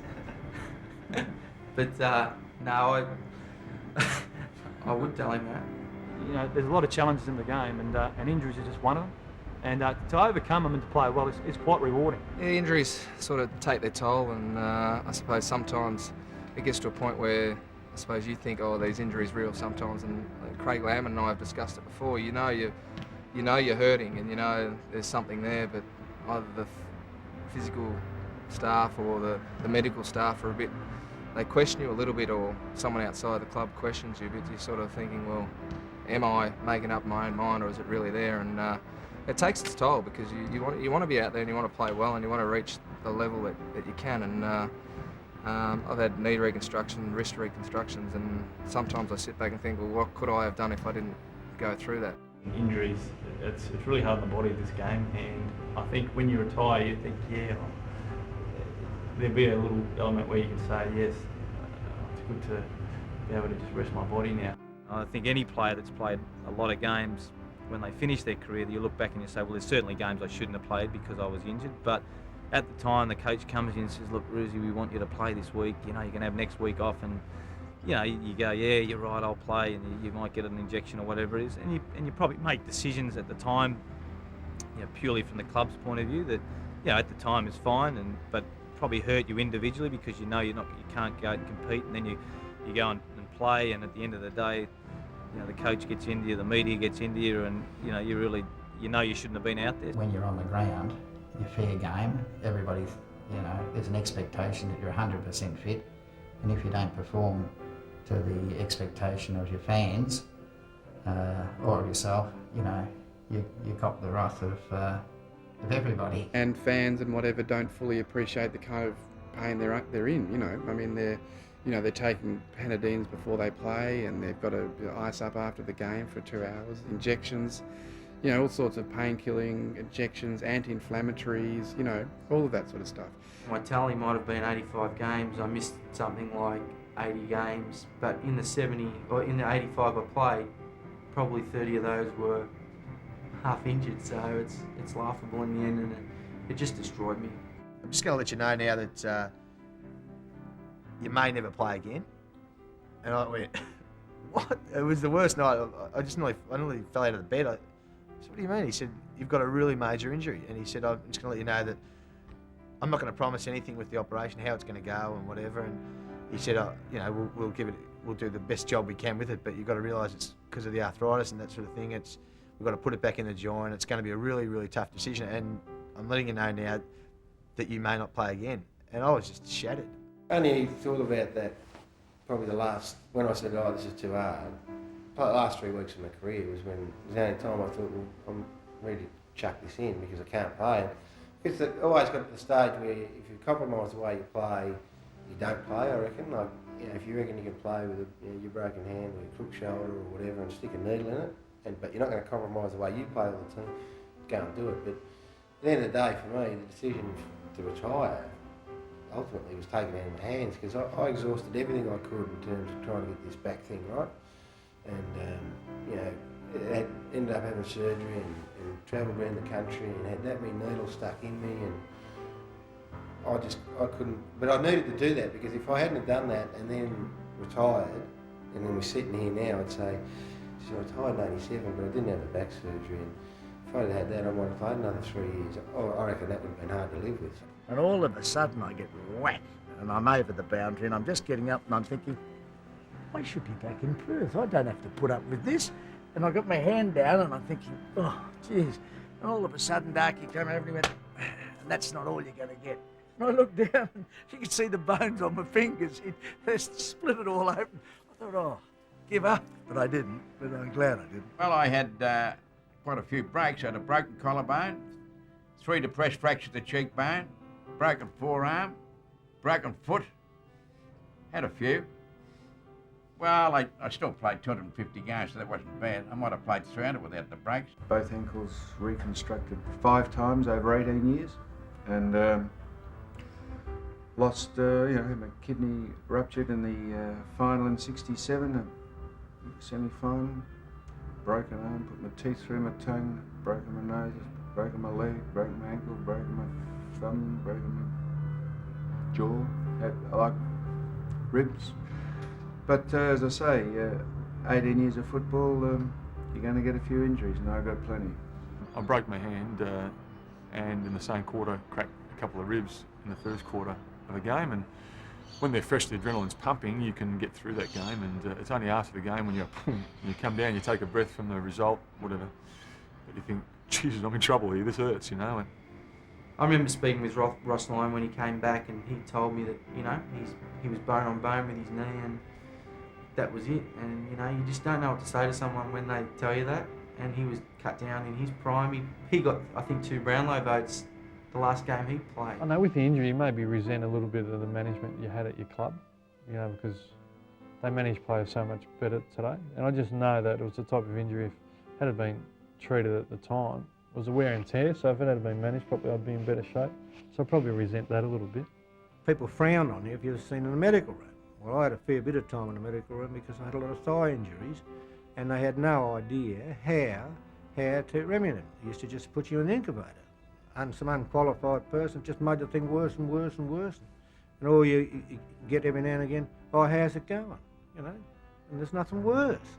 And you try to get out on the track, and you just can't because it has not mended. I have to have a knee replacement at some stage within the next 5 or 6 years, depends on how it goes. But that was always going to be the case because when I had the operations, there was no guarantee of operations at that particular time being successful. Nowadays, a different matter.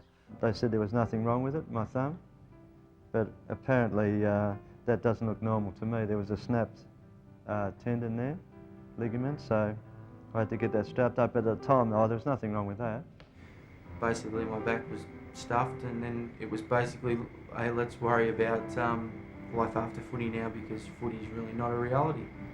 Just being injured, that's the hardest part of it because you don't feel a part of the team. You're sitting in the grandstand watching, and you just feel so far away from the game. And half the time, you don't even feel like you're a footballer.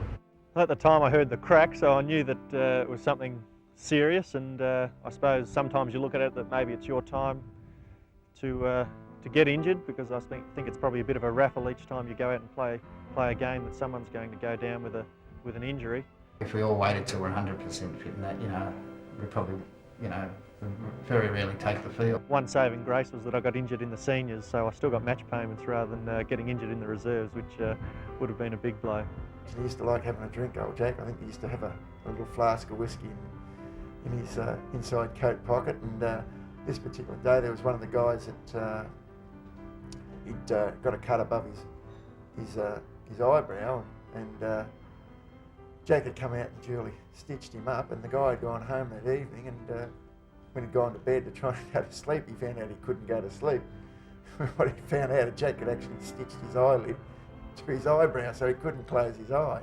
One side of the ground was just about 6 inches of water, and I can recall Reg getting knocked to the ground. He might have even been knocked unconscious, but lying on his back, and the water was flapping over his face, and it caused a bit of concern amongst the players that he was a guy that nearly drowned on the ground. To this day, I thought, what a funny thing if you went up to the league tribunal and said, Charlie Sutton, number so-and-so of Footscray, reported for drowning player 13 of Fitzroy. I probably going to be tremendous. Like, you know, not like now. You know, like you sneeze and you get reported. Well, he used to grab you by, you know, those 2 bits, everyone's got those little handlebar rolls of fat. He had the strongest hands. He'd grab those and squeeze them that hard, and you'd run for about 10 metres, and then the blood had come back into the handle bit where he's grabbed you, and oh, the pain was unbelievable. I played against probably the greatest Jekyll and Hyde in the community, Neil Baum, who was a lovely, passive, pleasant man off the field, but on the field he was just a behemoth. I remember playing at Waverley, and the ball at a centre bounce, so I was playing for Geelong and he was playing for Richmond, bounced over my way, and I had to wait for the ball to come down, and I jumped for it, and he just went right through me. He broke through my ribs with his knee, just on the way of taking the ball through, and I, you know, was taught very early age not to show the opposition that you're hurt, because that's a very important thing, not to let them think that they've psyched you out of anything. So I remember standing up to my full height and looking at him, and he thought he probably had hurt me, but when I didn't wince, he thought no, and he just ran off, and as soon as he turned his back, I sank to my knees, and Barry Richardson was playing for Richmond on the ball for that some reason, and he said, because I was a good friend of Barry's, and he said, "You all right?" And I said, "Yeah." I said, "I think so." I said, "Tell him when he comes back," I said, "if he really works at it, I reckon he could kill me by the end of the day." And Barry thought that was humorous. And he didn't have to worry, because there's one thing you can't do is play with broken ribs. You know, maybe I became closer to Whitten because he broke my nose 3 times, and you know, he did offer to take me to hospital. So I thought, well, why not give it a go now? So he was absolutely unconscious. I pushed his nose and got it as straight as I thought it should be, and it stuck there because of the sort of stickiness of the bones and all the blood around. And then we held it there with some tape and all. And his nose is perfectly straight. He's never had an operation. He has no nasal obstruction. So I saved the club a surgical operation and indeed a fee. It might happen again. Look, my career might be over, but whatever happens from now on, I know I've been able to come back and give another shot and do well. And so really, the rest is cream, I suppose, because I've gone through a pretty hard time and been able to come back and play good footy, and I'm pretty happy about that. Yeah. It's funny, I was talking to Paul Kelly about his knee injury at the moment. When you're not training and you're always in the medical room and you're not playing, it's very, very difficult. I think when I beat Rico, I sort of just knew it was going to be a matter of time, and I'll be back playing. You know, pretty much put down round 1 for the following year, and I'll be playing. And I probably thought that when I broke my kneecap the first time, you know, the last game last year. But I think the last couple of days is perhaps maybe it won't be. Maybe I don't know where I'm at moment. You know, because if it doesn't work, it doesn't work. I don't play again. So it's yeah, it's been a pretty hard few days, and I think it's a bit hard to tell these young blokes that you're not guaranteed to play next week. You know, like, so just don't just take it for what it is. You run out, you play footy, and next week you're going to do the same thing, because you don't want to see your last one. You know. So yeah, it's been a bit tough, but hopefully it'll all turn around and I'll get another crack at it, you know. But it's I don't think I realised. No, I definitely didn't realise what footy means to me until I can't do it. Next 2 years that followed after that were probably the best 2 years that I've ever had. You know, to actually have got through it and then to have like a couple of premierships on the end of that was just you know, couldn't have dreamt of a better way to come back.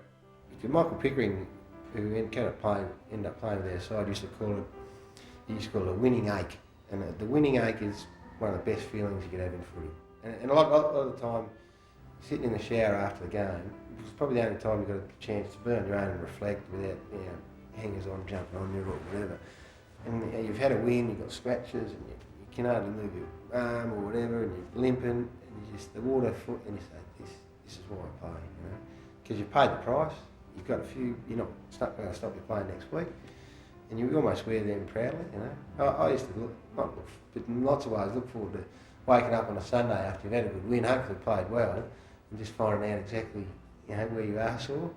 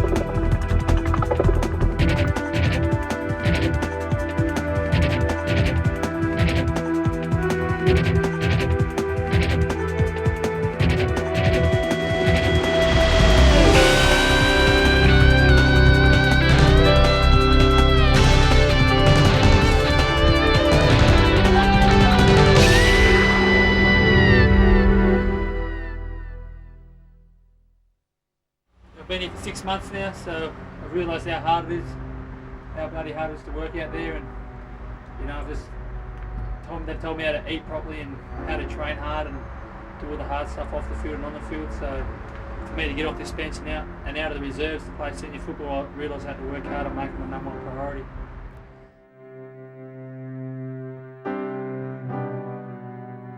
There's nothing, you know, your family's always your #1, and anyone that says it's not is kidding themselves, I reckon. But apart from that, footy's your #1 priority, and I love it. Every time I'm out there, I enjoy it. I wasn't starting from scratch, but not far off it, you know, like couldn't kick or handball on my left side or any of that, so Cole Kinnear got hold of me and put me in every possible group he could have through the week, which meant I was just training every day and that, and slowly, you know, I got a bit better and a bit better. And look, most players were giving their best, I think, but sometimes I questioned maybe what was happening from Monday to Friday, whether they were really giving everything, and that is very hard, a bitter pill to swallow, because when you're giving everything and some players aren't, it really hurts. I see too many players that join AFL clubs as young players and think that their job's done. They're there and they'll be nurtured through to play senior football. They have people around them to help them and improve them, but unless they're doing the hard work that they have to, they won't ever achieve as much as they possibly can. Your whole life revolves around football because, I mean, it's just like your job. Yeah, it's hard to work because we train twice a day sometimes, and you need a really good employer to make sure you've got time to go, but you can't. You just no time during the day, so you just got to focus on football all the time. I think at the time there were maybe 4 or 5 guys who were doing that. Pretty sure that there's not one player at the moment who can or is undertaking full-time employment and playing football at the Richmond Footy Club. I think we definitely went harder on the drink back then than they do now. I went to have a drink with the Melbourne boys after they played up here one day. I said, come on, let's go and have a drink, guys. And they told me they had a pool session and a stretching session and dinner and all that to do. It was never a done thing when I was down at Melbourne. We got these new facilities, and these days we can't seem to walk past them without being put in there for a lecture or some meeting, or there's a swimming pool there, so they'll either put us in there or, you know, so 2 or 3 days of the week I reckon at the club all day, every day, and there's always little commitments, things you got to do, and in between training and playing and meetings and lectures and stuff like that, you get home at say 8:30 at night, and you know, if you're a guy who lives by himself like I do and he's got to cook his own meals and do his own washing and do all that sort of stuff, it is pretty hard. I think I had to learn to be a lot harder and a lot more outgoing as a footballer. I mean, you know, with junior footy you can run around and take big hangers and kick goals from everywhere and everyone thinks you're a champion just like that, but once you play amongst, you know, 18 or 19 or 40 other blokes who are in the same situation, you can't just be, you know, a talented junior footballer. You've got to be, you know, harder and stronger and more aggressive, because if you're not those things, you just never get hold of the ball.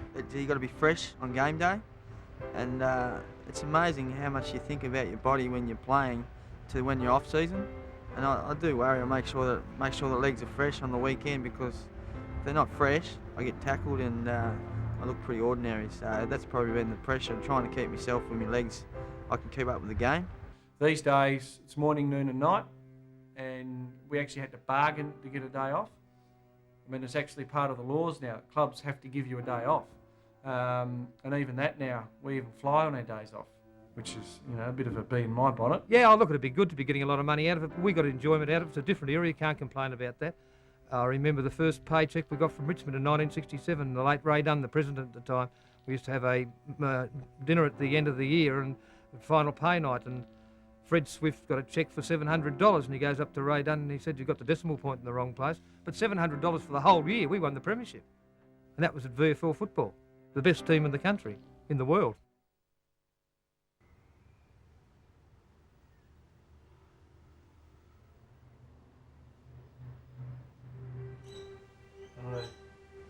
How do you make it this week? I trained hard, yeah. I played well last week as well, but obviously I didn't suit the game plan or anything. Yeah, I played in reserves on Saturday. I think he's just got to get stronger, and because he's not far away. far away from the game. And, the hardest thing about being a rookie, even though it's fantastic at the opportunity, is you play all year, I reckon, and you know that you're not going to get selected. Well, I'd give this bloke here probably deserves a chance before him. And coming in the finals now, and then you bring up whether you want to have a look at a Denham, a McGrail, or McVeigh, or whoever. But I'd like that line before I'd go for someone like him, depending on age. Well, I love it. Seems to give us no, I don't think he's had a great year, but I remember for about 10 weeks in a row, I was chucking up in the shower before I was getting changed, and I couldn't understand why, and I was so nervous every time I played that your reputation was on the line to try and play well, to try and get a chance at playing AFL. And well, it was very hard for me, particularly when these players, as I said, were coming back after the war, and you'd play a good game in the seconds, could be best on the ground. You think, I'll be up on the seniors next week, and then 2 or 3 blokes would come back after the war, and you'd miss out. And I was living with the coach. This is a really good way of getting a game. You live with the coach. New coach Bomber Thompson just says, they're going to reward consistency, and you're just going to have to, I suppose, believe him. But the seniors are doing really well, and it's a bit hard to crack the side when they're doing so well. I just felt that you feel so disappointed that you're not getting rewarded for what you're doing, and if you have those really good games in a row where you play 2 or 3 good games in the reserves, you might be getting 35 touches, 40 touches, and you can't get a look, and you think, what do I have to do? And the side might be winning, so obviously there's not a spot there, and then 2 weeks later, you might have a bit of a downer and the side will lose, and then someone else will go ahead of you. So then I started doing I had a bit of a chip on my shoulder at the time, thinking I was pretty good, and I'm going home at the end of the year. This is it. I'm out of here, and they turned around and said, no, you're not. We'll come back and get you. And I said, why aren't the ones? I should be playing seniors. And I just remember every Thursday night there was a phone number you could ring up at like a hotline with the teams in it. I used to ring up every week and be like, get on the phone. Hang the phone up. Yeah, that's sort of nerve-wracking. You sit there every Thursday night, and it's not like today where you get told whether you're in or out, or you've got a pretty good chance of playing this week. You literally listen to the radio on a Thursday night, and if you happen to miss that, you get the paper on Friday morning and find out whether you're playing or not. Collingwood was always late, sit up there waiting on the radio to see if you're in or out, or in the reserve to polish your shoes early. That's the only way you find out, though, on the radio. I'd be driving back to Ballarat. No TV in those days. 9, 10 o'clock, you'd be getting home and just waiting for the team to come out, I played 67 games in the seconds before I got a senior game, and within that period there was 2 games. They were both at Windy Hill in about 85, 86, where back then there was only 20 in a side, and there was 21 that were strapped and stripped and ready to warm up, and I got the call. It was only 15 or 20 minutes before the game, virtually, and sorry Gary, you're not in today. I was living with a couple of the North boys at the time, and they knew how frustrated I was, and they were playing in the senior team like Johnny Longmire and those sort of guys, and they knew how frustrated I was that I couldn't get the opportunity. But it's really hard, and it's hard to keep positive in that situation. To have family turn up and expect to see you, and when the team runs out you're not there, certainly it's character building. I can recall sitting in the stands and all the teammates saying, Magic, you should be in, because the senior side at the time were getting hammered by 10, 12 goals every week, and I'm thinking, gee, I started believing, geez, maybe I should be out there. It was just a bit hard to take. You didn't want to show it, but you'd walk out the room and just curse and then go back to training. I think that was the hardest thing, going back to training next week and going through it all again, and especially after you put a few together, I felt that was the hardest. I actually played 6 games, and each week I was either first or second best on ground. And every week it was like, no, you have to wait. Not quite. And Peter Moore was playing, and I think Steve O'Dwyer, and there was Steve Turner, so there's a few blokes in there. I was only 16, and I was getting a lot of best on the grounds in the seconds and getting a lot of kicks, and I really thought that I was good enough to play in the seniors, and not being lacking in confidence, I was pressing for a position in the seniors, and of course I was only a skinny kid. I would have got killed. You play 2 and you expect to get back in. 3, you can sort of handle it. The 3rd one, I was like, hang on, I deserve this. The 4th one, I was really, really angry. The 5th, I was like, I was ready to leave. Because I'd been emergency 15 times in a row or something, and they'd always tell me, you know, you've just missed out this week. The coach eventually brought me in after the sixth one and said, look, or the fifth one, he said, look, if we don't win this week, it means we're not going to make the finals. So I'm going to play the young guys. So I'll give you a go if you play well. So it was sort of like I knew, and so we were out watching St Kilda play Melbourne at AFL Park. And I hate to say it, but I had a bit of a soft spot for St Kilda. I was sort of barracking for them because I figured if we lose, I was going to be playing. And you know, unfortunately, when you're young, you look after yourself. And Tony Lockett kicked 8 goals and Danny Hughes, and I think I had a beer every time he kicked a goal. It was a bit sad because there was a bunch of us. But I suppose when you're young, all you want to do is play. I was the 21st man, so I actually had to travel up in the bus and sort of, if one of the players got sick, then I was in, you know. I hoping like hell they would, but I knew that they wouldn't. I clearly remember sitting in the MCG grandstands watching the seniors play, and yeah, if someone got injured or wasn't having a terrific game in a position that you thought you might be able to get, it was quite refreshing sitting back there thinking you might be a chance the following week to get a game. No doubt most of the guys playing in the twos would be sitting there thinking exactly the same thing. I wasn't hoping he was going to get dropped or get injured or whatever. I was just hoping that he wasn't going to play too well and I was going to get in. And it's hard to say, you know, and you don't like to say it, but you always hope that someone wouldn't play well so you could get in. He'd come up and say hello to me and say, look, no, we can't fit you in because of Jack Titus. And mind you, Jack Titus wasn't a bad sort of a player.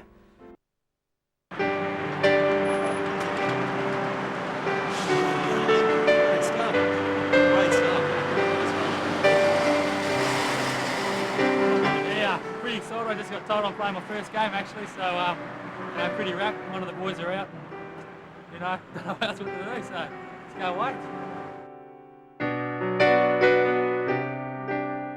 I remember getting up, I reckon I would have had 3 hours sleep on the Thursday night. I got up, it must have been about 6 o'clock in the morning, dashed down the shop to get the paper to see if I was going to be on the interchange, and I looked at the side, I named in the centre, I thought, oh, fantastic, I'm playing. Just could not believe it was happening to me. I was playing country footy the week before, playing for Glenelg, getting all of these accolades. It was just like a dream. I didn't really know the players I was playing with, you know, you train with them, whatever. Didn't really know them, you know. The guys coming up, Scotty and the guys, you know. Good luck, but you know, when you get the ball, just kick it to me, you know, sort of stuff. Everyone said, kick it to me, you know. So when I got the ball, I'm thinking, who do I kick it to, you know? Well, you remember your first game? I remember first game for Essendon. We dropped off at the airport with Mum and Dad and picking Vander up on the way. I remember Vander telling Mum and Dad that he'd look after me. I remember Dad shitting himself about that prospect. Played Melbourne. I started on the field. I didn't get a touch in the first quarter. I was trying my hardest. I still remember it as vividly as I'm sitting here now. And Bruce Linder went up, grabbed this ball. Geoff Miles went up and thumped the living bejesus out of it. And he just landed on the ground with the ball in his hand. And I thought, uh-oh, if you're going to have to be that strong and that physically tough to, you know, whack the ball away or just simple things in football, I've got a lot to learn. I was picked to play against the Kangaroos. I was picked on the wing, matter of fact, to play on Keith Gregg, who was my hero.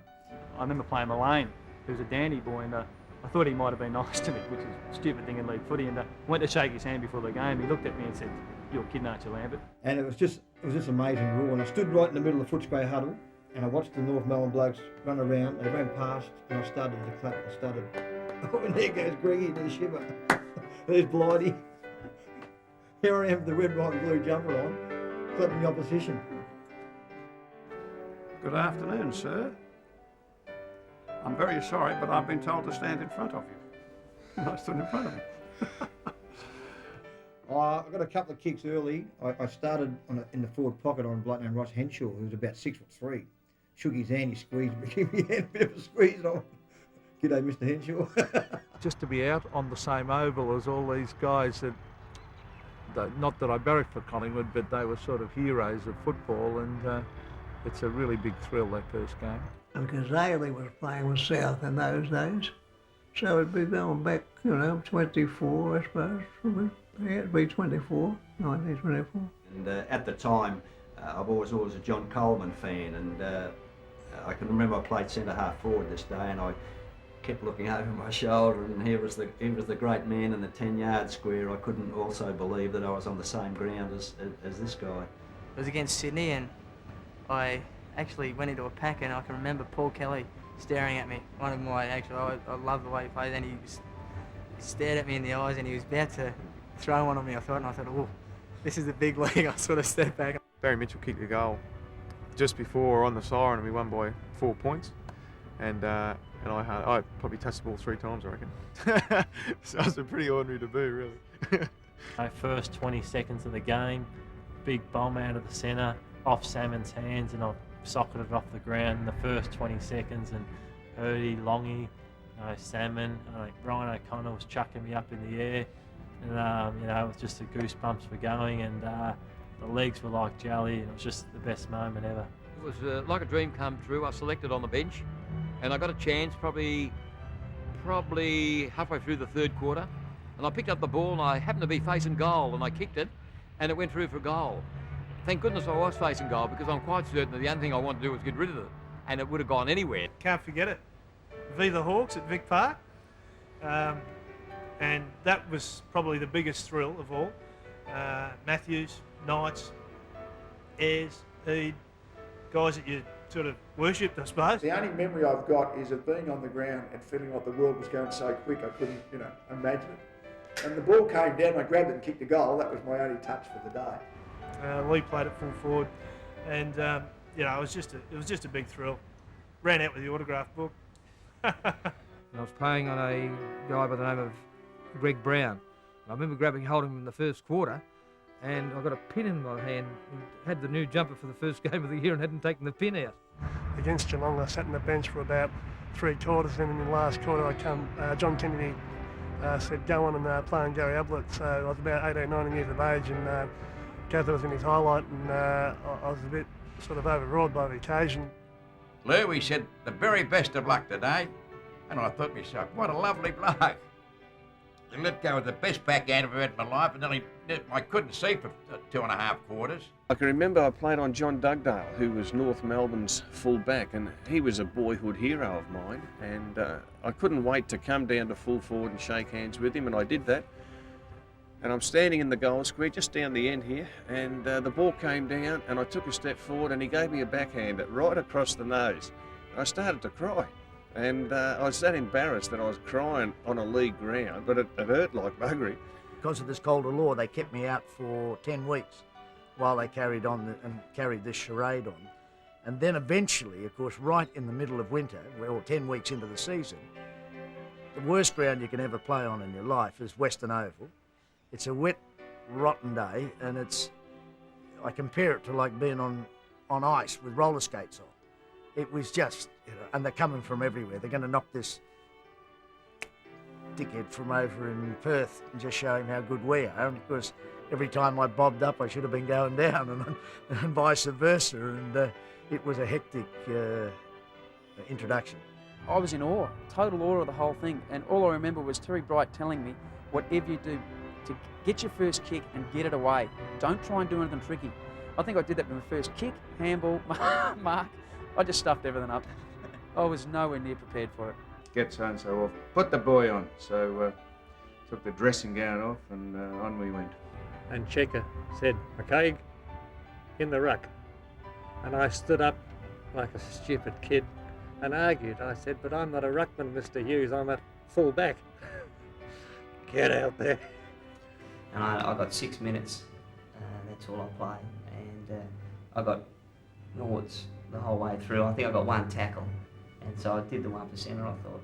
And I've got to training the next day, and my locker was just full to the brim of donuts. I just had ice donuts all over the place. I opened the door and they fell out on me. So. And when we got to the centre, Kennedy looked at me and he said, "So you think you're a expletive ruckman?"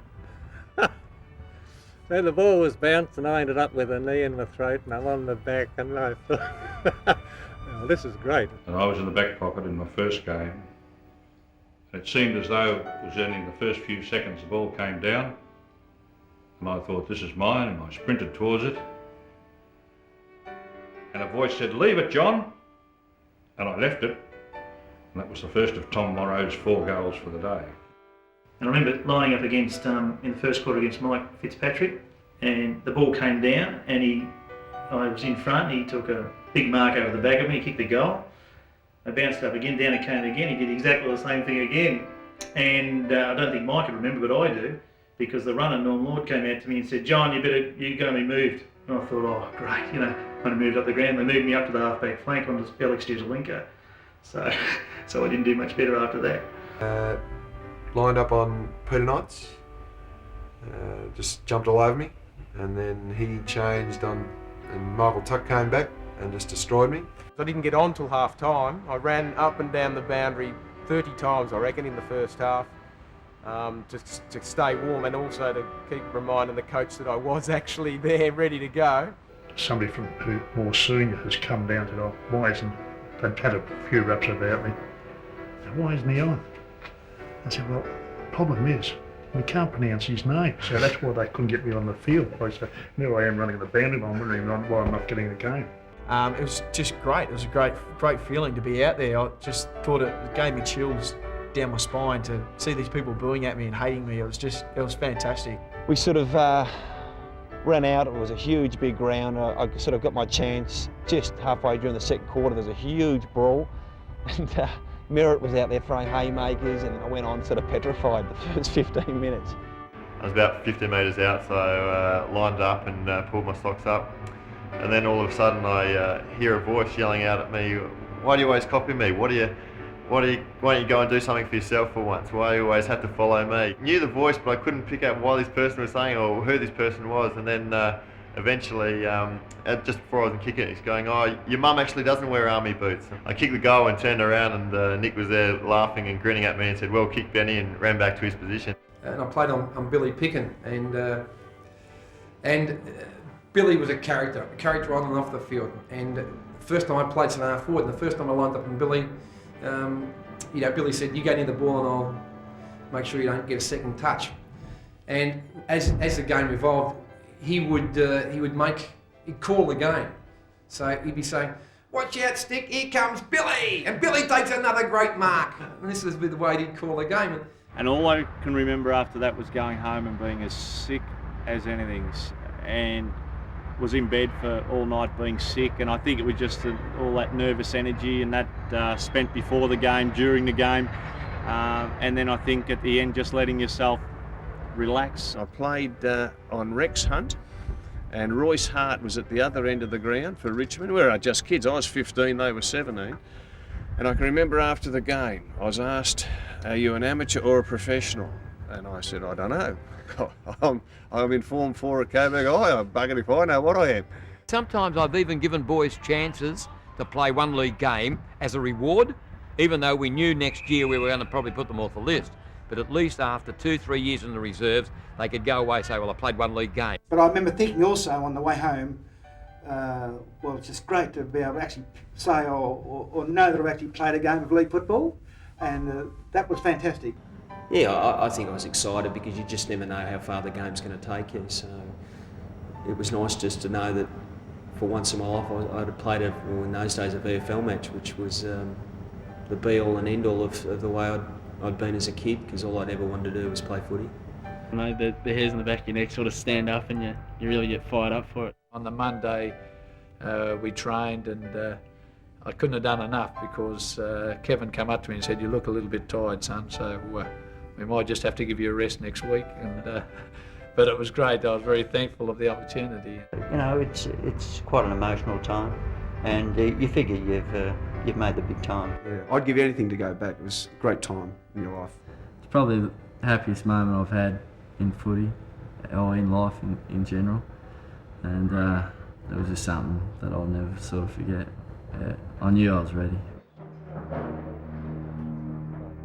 Des Headland today. The #1 draft pick in the competition will make his debut, number 19. We wish him well. The boy from Western Australia who has shown so much promise. Well, how you feeling, Desi? Maybe nervous. What he loves? Yeah, in that back. It's great. Just in that corner there.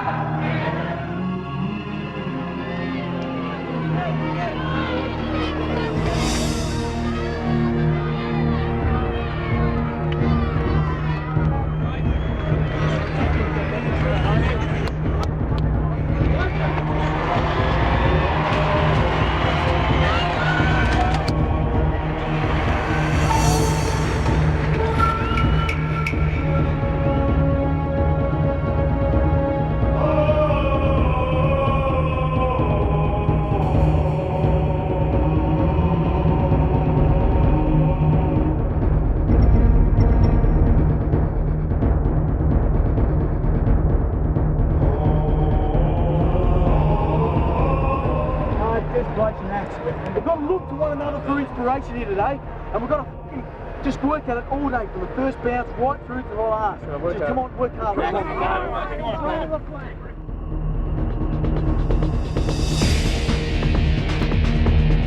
All I've wanted to do since I was a young kid, always wanted to play football, you know. Malloy was the high flyer at ground level. Black does well. Gives it across the headland. It is first game of AFL football's kicked a goal. Fantastic by the youngster, recruited from Subiaco. And what a start to his AFL career. His first kick and he's popped it through. Champion 45 metres out and closing. There's a chance and a great mark taken by Headland. Trying to get him into the side. So he runs around like a good player and pops it through. Boy can play for us. Don't worry about that. I mean, that's very, very clever. I mean, for a boy of his size, and you know, it was a great mark first of all to take that mark and play by Richard.